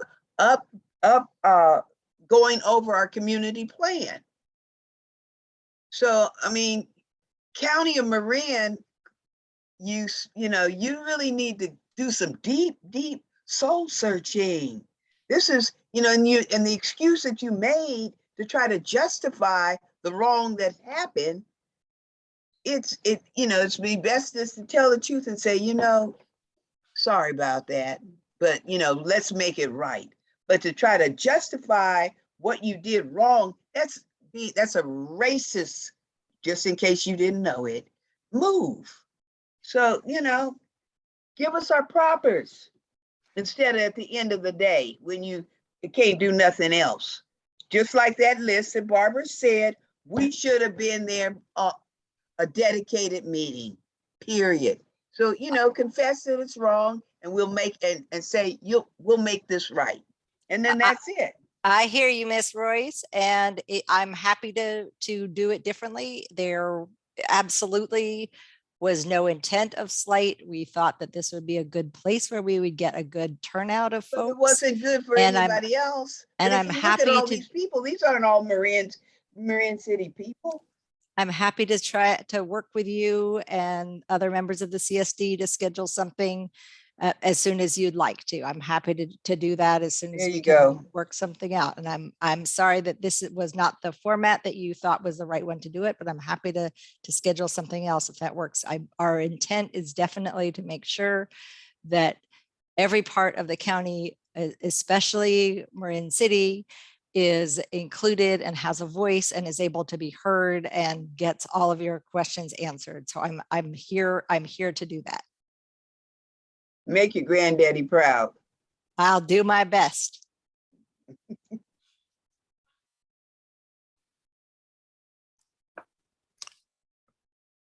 Can I go ahead next, Kathleen? Yeah, Thank go ahead. Great, thank you. Barbara and Royce, thank you for bringing that issue up. I really appreciate it. Lily and Aline, I just wanted to say I appreciate what a massive problem and challenge this is and all that you have put into it. The question I have is, and maybe those numbers are there and I just missed them, was there a demand analysis by income category and geographic region done before it was decided how many houses go in each category, et cetera? Thanks for your question. The number of homes are assigned to us through a complicated process that the Association of Bay Area Governments is responsible for. It starts with the state saying this is what the need for statewide for housing is based on job growth, population growth, and a new category of unmet need. And so those are basically the three categories that the state decides this is how many new housing units that we need. And then they give a portion of it to each of the Association of Bay Area or Association of Governments in our county or in our area. It's the Association of Bay Area Governments. And then the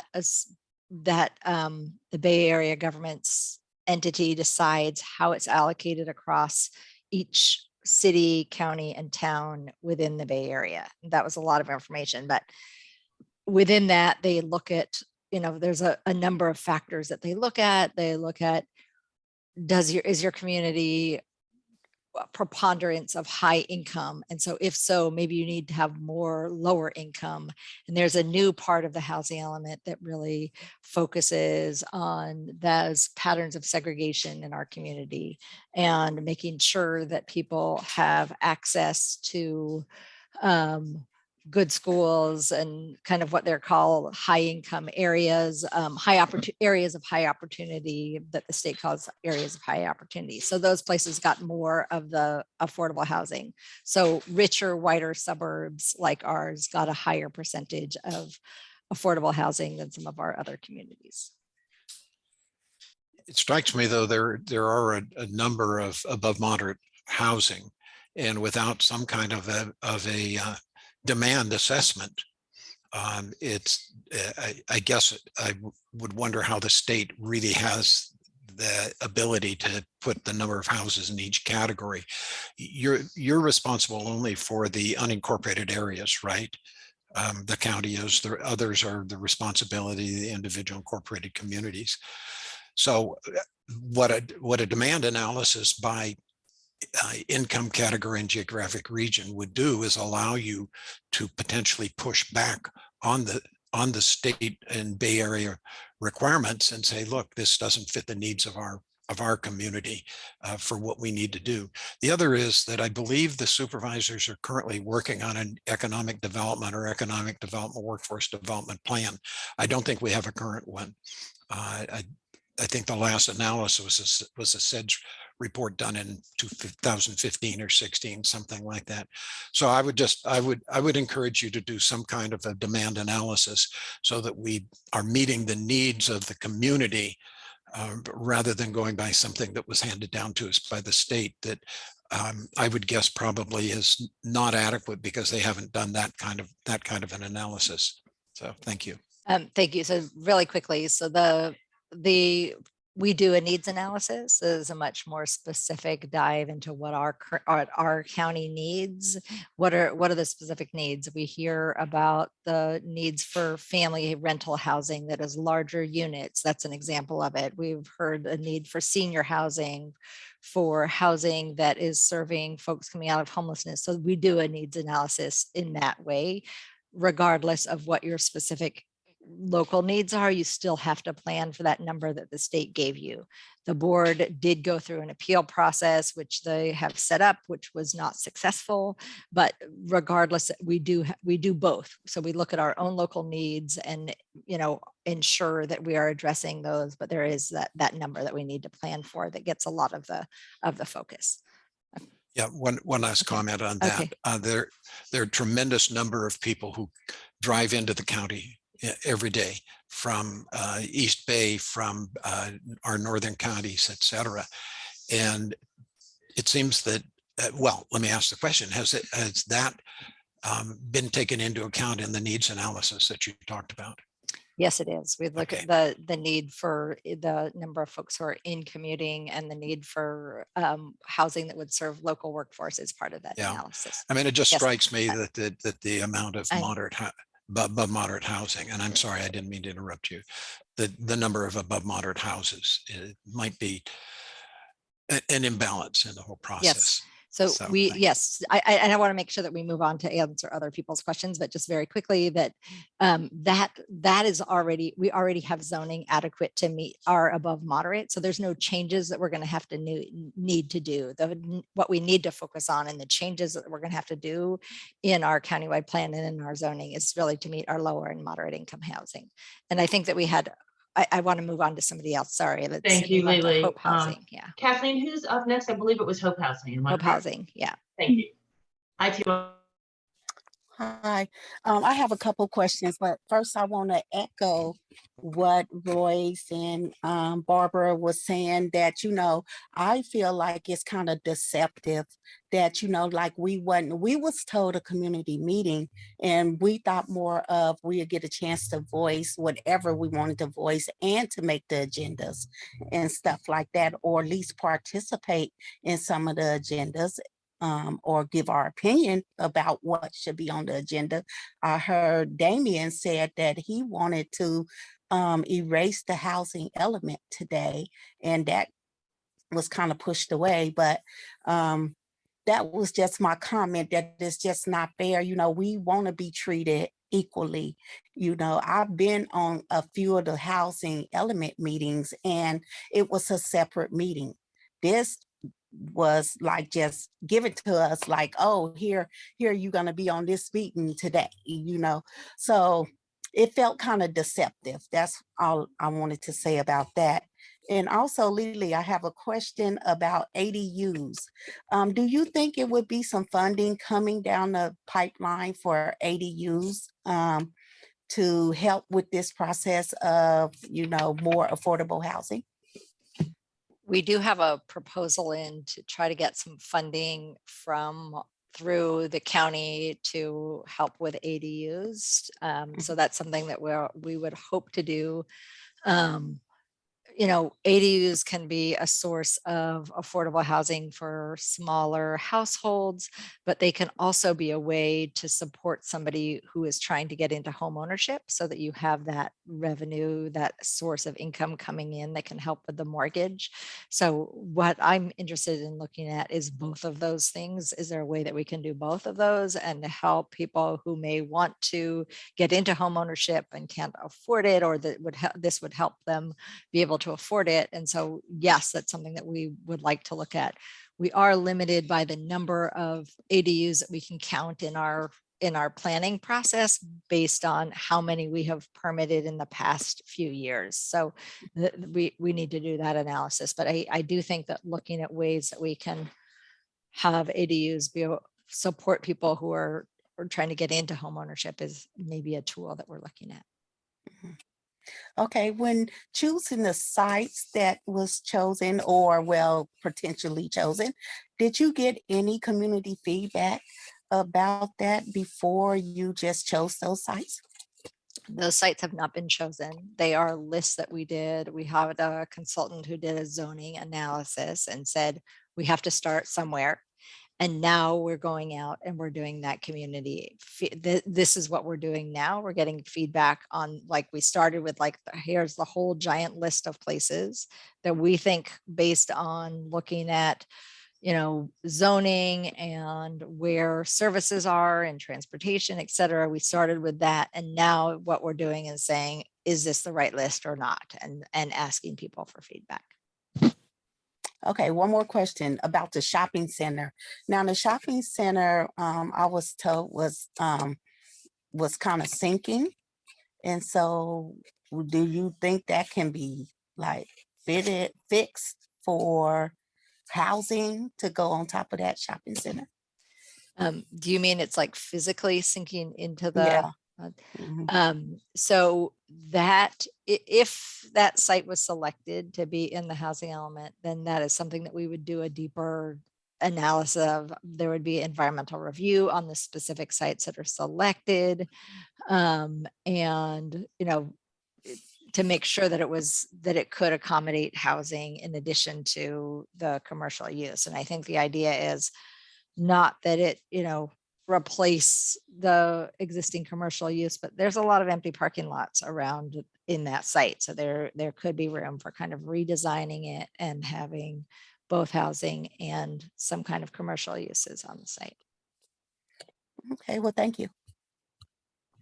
Thank you. Thanks. Yeah. Next, we have Aura, and then after Aura will be Terry Green, and then we'll have Beverly. So thank you. I don't live in Marin City, and I hear very loudly Damien, Royce, and all of the residents. Really, hopefully there will be a community meeting there. And I'm also aware of the digital divide for people. A lot of people, it's very difficult for them to get on a Zoom.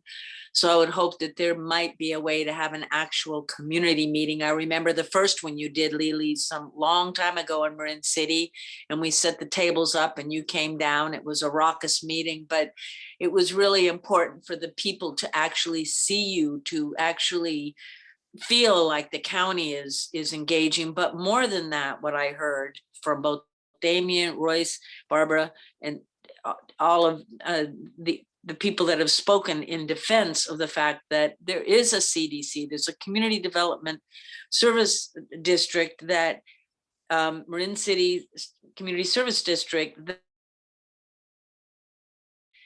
really should be the group that you work with in setting this up for the community. I feel that's the right way to do it.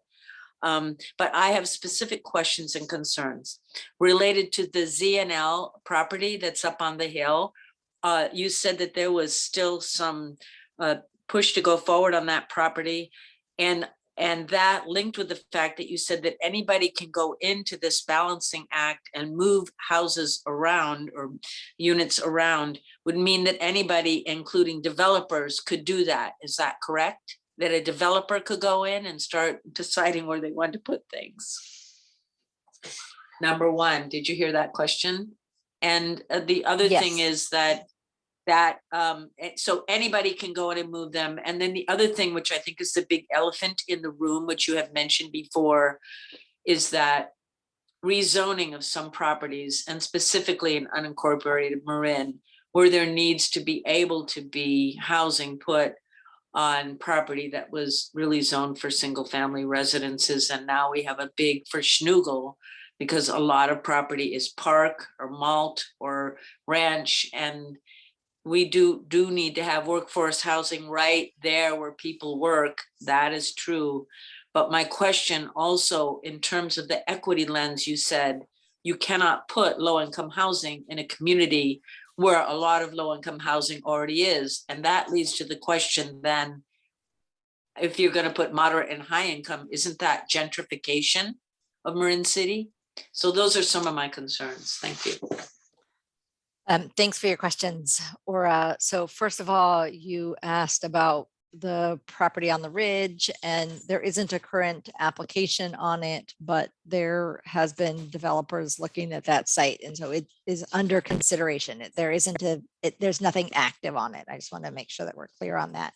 And I think your second or your first question was, could a developer participate in this? Yes, but they have to register and put their zip code in. So they could participate, but it would be one under all of, it would be one scenario, one kind of vote or one point of feedback. So it doesn't feel like they could have a lot of influence, particularly because we can see if somebody is like entering a whole bunch of them. I think that there's a way that we can tell that a lot of they are coming from one person. And then your second question was around gentrification and whether adding additional market rate housing in a community that is in Marin City would be a gentrification. And that is definitely something that we have to think about. We have to make sure that if there's any additional housing that's added, that there's protections in the community that are going to make sure that people are not displaced, and that it would definitely need to be part of the housing element. I think that the goals of the housing element around affirmatively furthering fair housing is really looking at how do we ensure not only that there's people have the ability to move to whatever part of the county and what are considered areas of opportunity, but that we invest in those other communities, so that we would be investing in lower income communities, ensuring that they have the resources and the infrastructure, just like the other communities. So I think that that's part of the goal in addition to adding housing. But yes, that would be a concern about if there's additional development and gentrification and displacement is something that we need to look at carefully and be aware of and consider.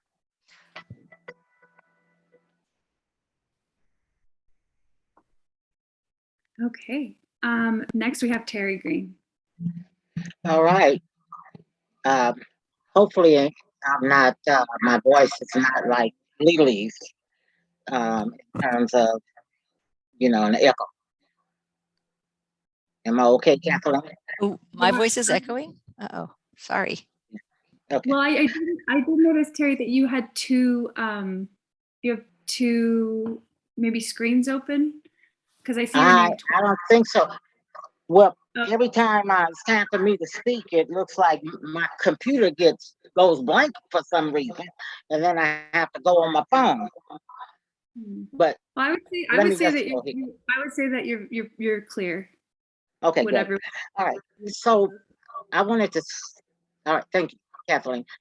So I wanted to say that Damien, Morgan, and myself, we met. Well, we talked with Tom Lai yesterday. And definitely the CSD wants to have a housing element, maybe more than one, in Marin City. The next thing I'd like to talk about is some exclusionary principles that we need to look at. The environmental hazards. For example, very high hazard fire zone in Marin City. Now, we've been dealing with the fire department, and they said that we're not a high hazard area, but yet Tam Valley, which our trees connect, how are we not a high fire hazard zone? The next thing is, we are meeting with DTSC because we have a lot of hazardous issues. So we may be a hazardous waste site. We might have that designation in Marin City. The next is we have to look at the earthquake fault zone. Then we have to look at our dilapidated, severely damaged infrastructure that we have in Marin City that has not been taken into consideration. The other thing we have to look at is, hey, Marin City, more than likely is a floodplain. We're in a floodway zone. The other issue we have to look at is traffic. And yes, I would like to say that Golden Gate, Gateway Shopping Center is seeking, and that's verified by the 2017 flood study. So that has to be taken into consideration as well. So there are some things that we definitely have to look at. And we just can't, some of the things that we have been given excuses when other communities are considered, oh, we have these exclusionary principles and they apply to you. Oh, no, no, no, no. That's very discriminatory. And we have to look at that. And we also have to bring the equity folks in from the county. We want to meet with them because this process does not seem very equitable to me. Not just to me, but to us in general here in Marin City. So I wanted to lay those things out to you because a lot of them are the exclusionary principles that have to be considered before you designate housing for SB 35. All right, thank you, Kathleen. Thank you, Miss Terry. And next we have Beverly. Thank you. So I was just curious. So is it who we're talking to? The presenter, Lily? Lily, yeah. Lily, would the issues that you are directly addressing with the fact that some counties out here pay fines rather than developing affordable housing in their counties or their unincorporated areas or whatever, is that in under, like when George Lucas tried to build some stuff out in I think it was San Rafael on his property that he had there, and it was a big deal about it. So counties, people are, folks out here fight stuff like that. Are you guys going to be addressing that? So there is, there's often community opposition that people are opposed to any kind of new development. That's particularly true when it is housing for people with lower incomes. And that's a pattern here in our community as well as other communities, particularly wealthier, whiter communities. That's true. And that is, one of the reasons why the state has really changed some of the laws, and they have made it so that projects, there's what they call streamlining projects. So they make it easier for developers to come and develop. And actually that's how the project at 825 Drake in this community was developed in such a fast way, was that is a state law that was intended to address just that kind of thing around opposition to projects. And that is something that we have to look at in our housing element when we're looking at it. Like most of the attention that goes to where are the sites that we're going to plan housing, but part of the housing element is also looking at policies and programs, and we have to look at barriers to developing housing in our community, and opposition to developing housing is one of the barriers that we have to look at and talk about ways that we are going to address that barrier. So yes, it's a real thing in our community. Thank you. Thanks, Beverly. Kathleen, do we have anybody else in the audience who would like a question? Yeah, we have Barbara Bogart has her hand up. Hey, Barbara, wherever you are. Yeah, go ahead and speak. I'm right here. Actually, I just wanted to address the issue that Don raised. The Board of Supervisors did, in fact, as Lily said, appeal their numbers. Not only did they appeal their numbers, they appealed the allocation. They actually asked to have more housing allocated in the lower income levels, and that was all completely denied. So that's why we're facing these numbers allocated the way they were. It did go to appeal, and the Board of Supervisors was one of the few communities I saw that actually appealed, asking for more low-income housing than higher level housing, and it was all denied. All of the appeals from Marin County have been denied. Thanks for the clarification, Barbara. Yeah. I was not aware of that. Thanks, Barbara. Kathleen, do we have any other members of the audience Do you have questions or have raised hands? That was the last hand, but last time we ended it and then like a hand went right up. So I'm going to give it a little bit more. Sure. No, I'm just going to go to Priscilla quickly, and then I'll come back to you again. And I actually have a follow-up question for Lily and her team. So Priscilla, do we have any questions or comments that you wanted to share from the Q&A? First of all, if everyone probably have noticed, but the web page, phone number, and email address have been posted in the Q&A. So in case anyone wanted to follow up, that information and web addresses are there. And then a couple of comments and questions in the chat. So first, are you planning to assert eminent domain to build on church property? Are you required to abide by a community plan when locating housing in a community?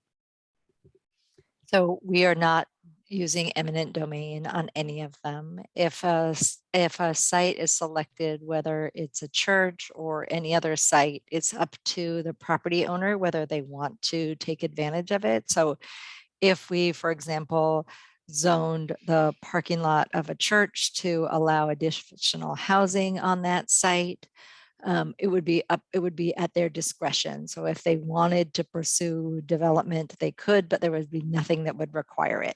And we made sure that anything that was studied was not replacing a church. It was only in addition if there was room on the site. And so just to be very clear, there's also no eminent domain involved in the site selection. And what eminent domain is, for those of you who may not be familiar, is where a local government or the federal government comes in and says, we are going to use your property for a public good and we're going to buy it at market rate value. And it's often used for roads. Historically, it has been used when they like put a road through a lower income or a community of color, like that has been done in the past, but that is not part of this process. There's no eminent domain. And I think the second part of the question was around community plans, and the community plans are going to be considered, but many of our community plans really have tools in them that prevent multifamily housing development that is inconsistent with state law.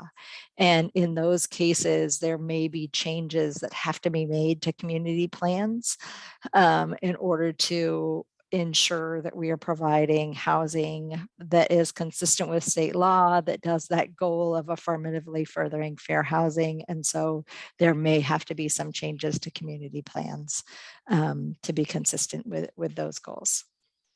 Great, thank you for that. The next question, I believe you did touch on a bit already, Lily, but I'll still read it just in case there's another bit you would like to add to it. But original Marin ship worker housing and community services was built on Marshfield. Old photographs show that there was a tidal stream where the current shopping center stands. Do you have data about sinking over time that might accelerate if you plan on housing as a second story on top of that existing site or existing buildings? Yeah, that's a good point. And just to add on to what I said before, that as Leslie Lako mentioned earlier, the county is also updating the safety plan, which is where we're looking at impacts of climate change. And so, for example, if there was increased flooding or if sea level rise was impacting that area, that also is being studied. And so we're looking at that and taking that into consideration when we're identifying sites. And so I would think that that would be part of that analysis. And if there's flooding or sea level rise impacting the shopping center, that we would be looking at that. And, if it may be that it isn't appropriate for housing at this point, but we will look at that further. Great. And then the last chat question so far is, could ZNL property be restricted to possible land trust housing?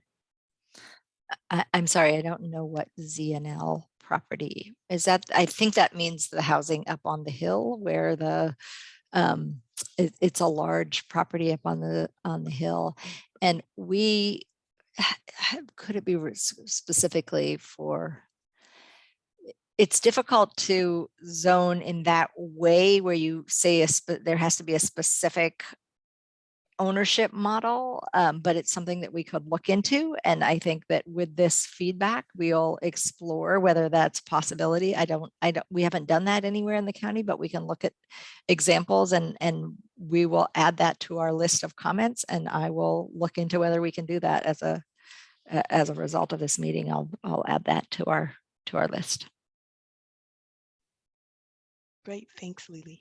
Thank you, Priscilla. Kathleen, do we have anybody else from the audience? No, we don't. Okay, well, thank you. Before we get on to the next, Lily, let me just ask you a follow-up question. So we heard a lot of things I certainly wasn't aware of, and I've taken a lot of notes, and there are a lot of issues that were raised that were directly affecting, I'm guessing, the planning process for the housing element, but also address some other issues, right, that are community-based that may or may not be addressed in terms of sites, but could be addressed in terms of policies and programs going forward. I'm thinking specifically about what Terry raised. So my question to you is, what are the next steps for you to give feedback, to take all this information, to meet with the CSD, tell us if you have, and happy if you need some time and to get back to us, but what do you think are the next steps to respond to the community? So we are taking everything that we heard tonight. It's recorded. Aline and Jillian are here with me who are helping me put together all of this information. And I'm going to reach out tonight to the CSD and ask them about scheduling something as soon as we are able to do that. I'll follow up with Damien and Juanita tomorrow to see if we can get something scheduled. And as soon as we do, we'll get that word out to everybody so that we can continue this conversation. At that point, we'll be able to follow up with some of the questions that we heard tonight around flooding, and the land trust and any of the other questions that came up that we can look into further, and we'll be able to answer those when we can reconvene. Thank you, Lily. That's very helpful. And again, thank you to you and Aline and Jillian and everybody who put together the presentation and for taking this on. I know we're running late, but at this point, I'd like to ask members of the audience, the community members, residents in particular, about any outstanding items that you want to raise at this time that you would like us to bring back, just as a county-wide, not just about the housing element, or to Tijuana's point, any agenda items that you would like to have raised in upcoming meetings. So I'm putting that out there to get feedback. If anybody wants to put anything on the agenda, if anybody wants us to follow up with anything. I did hear a couple of things. It sounds to me as if the CSD wants to meet, Terry, correct me if I'm misrepresenting, that the CSD would like to meet about the housing element and about the equity plan. But in terms of these, and I'm happy to, also bring those items to this group in general, but if the CSD is going to hosting them, then I think that's probably where it needs to land.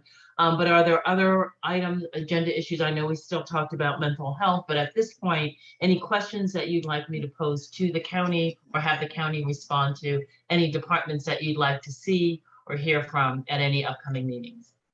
I'd like to just hear that I wasn't just speaking to the air, and that those were some true issues as it relates to addressing that deep-seated and to be able to overcome it.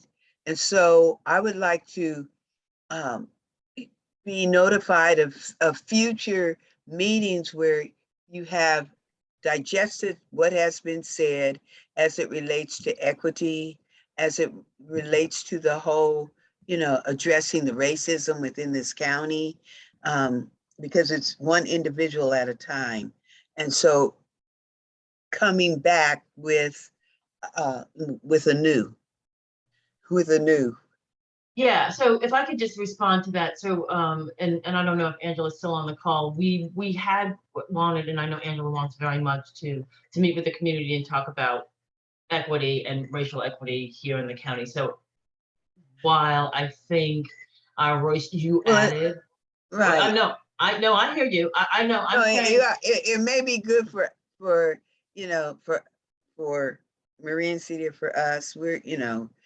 But how is the county going to soul search or soul search yourselves and then be able to say, yes, there really isn't any difference. We're human beings, God's creatures, creations, and to be treated equally from the heart.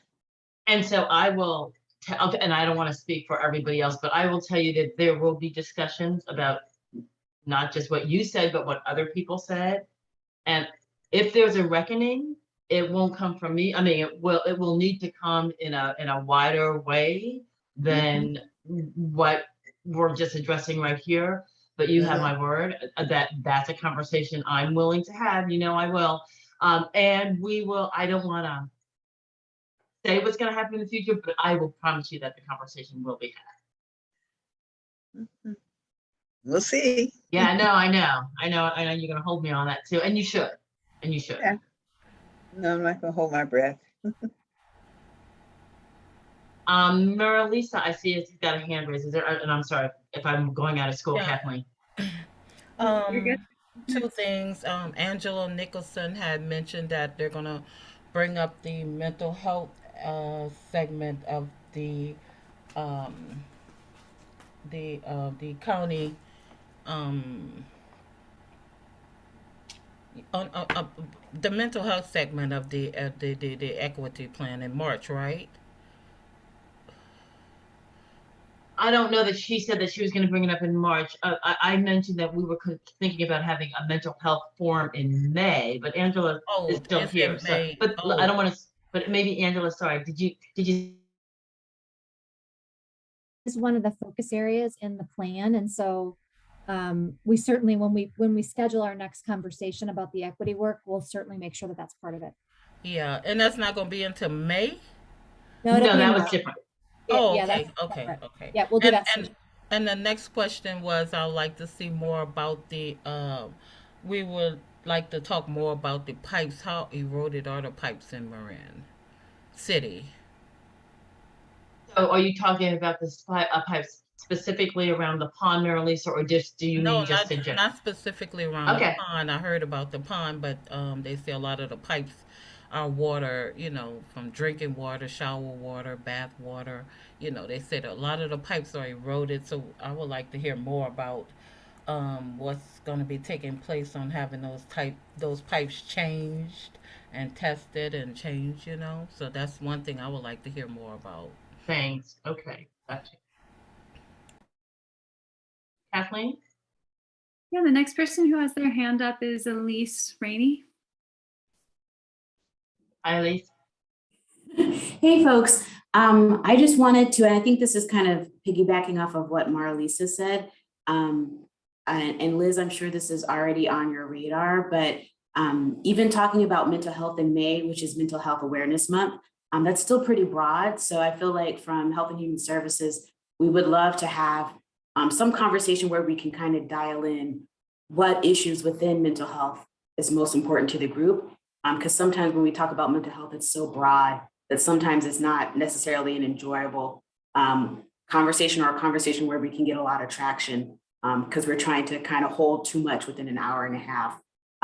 So I can volunteer to kind of help us kind of dial in what within mental health we want to talk about, but I just wanted to put that out there.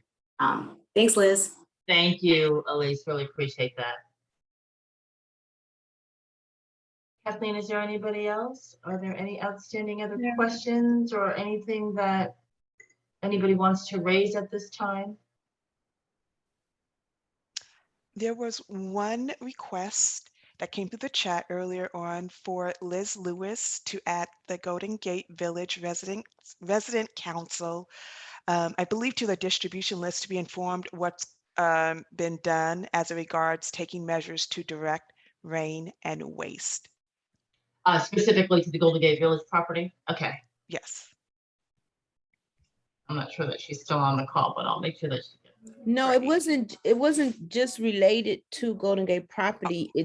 That is an organization that we would like to know what's going on in Marin City. Beverly, as it relates, you mean? Yeah, as it regards to whatever's going on, the resident council wants to be included on that list. Oh, I see. So for that Liz proposed and said who else should be included on that, you're Yes. saying please add the resident council. Okay, got it.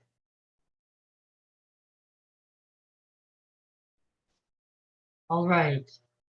Well, if there aren't any other questions or comments, I just want to again thank everybody for joining us this evening. We will be back again in March. I don't know what the agenda item is, but if you have any thoughts or ideas about what it should be, please drop me a line. And also I will push out when there will be additional meetings, whether it's about the housing element or equity, if they're being had separately. Damien, thank you again for bringing up that you have a meeting tomorrow evening at 5:30. It is by Zoom.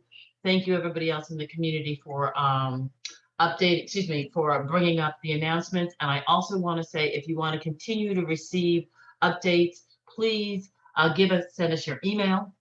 I believe there's a link in the chat that you can link to put your names in there so that you get constant updates when I push them out, because I don't know if everybody's on my email list or not. That's sort of how I communicate. But if you're not, please make sure that we do add your name to this. And unless there's anything else, anybody I didn't see a regular, sorry, I apologize, Liz. Sure. I didn't see a regular Zoom type chat that I'm accustomed to seeing in this particular meeting. And when I attempted to highlight and copy and paste, I forget whose information it was, that information that was posted on there, I couldn't get it to work. So I'm not sure, when you refer to chat, there is no chat in this Zoom that I've been able to access.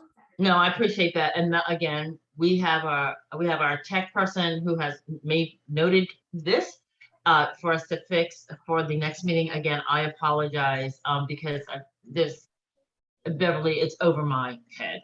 But I am I'm not complaining. I just want to let you know, because now, so we just send you an email and you will add us, or there's that link. You might be able to type it. It's pretty short. It's tinyurl.com/Marin City updates. That's not that short. No, Beverly, I'll put you on my list to make sure that you're on my list, but I apologize. Okay, because I think you do have my email address. Okay. Yeah. I'll make sure of that. All right, thank you. Sure, thank you. Okay. We got one more hand up. Oh, I'm sorry, sure. Barbara Bogart has something else to add. Yeah. I actually did want to acknowledge and thank you for the way that you allow community input during these meetings. We're so used to going to the Board of Supervisors where we get cut off at 2 minutes or a minute and nobody listens and nobody responds. And I really appreciate the fact that you're running these meetings much more democratically than we're often used to. So thank you. Thanks for that feedback, Barbara. We're trying to do things a different way. And I just want to thank everybody for showing up, right, and speaking out, because this is the opportunity to say things in an unedited way and for the county to hear directly. And so I appreciate you, and I appreciate everybody who showed up this evening. Have a good evening. It was great seeing many of you, and I will see you next month. Bye. Bye. Bye, Liz. Bye, folks. Bye, everybody. Thank you.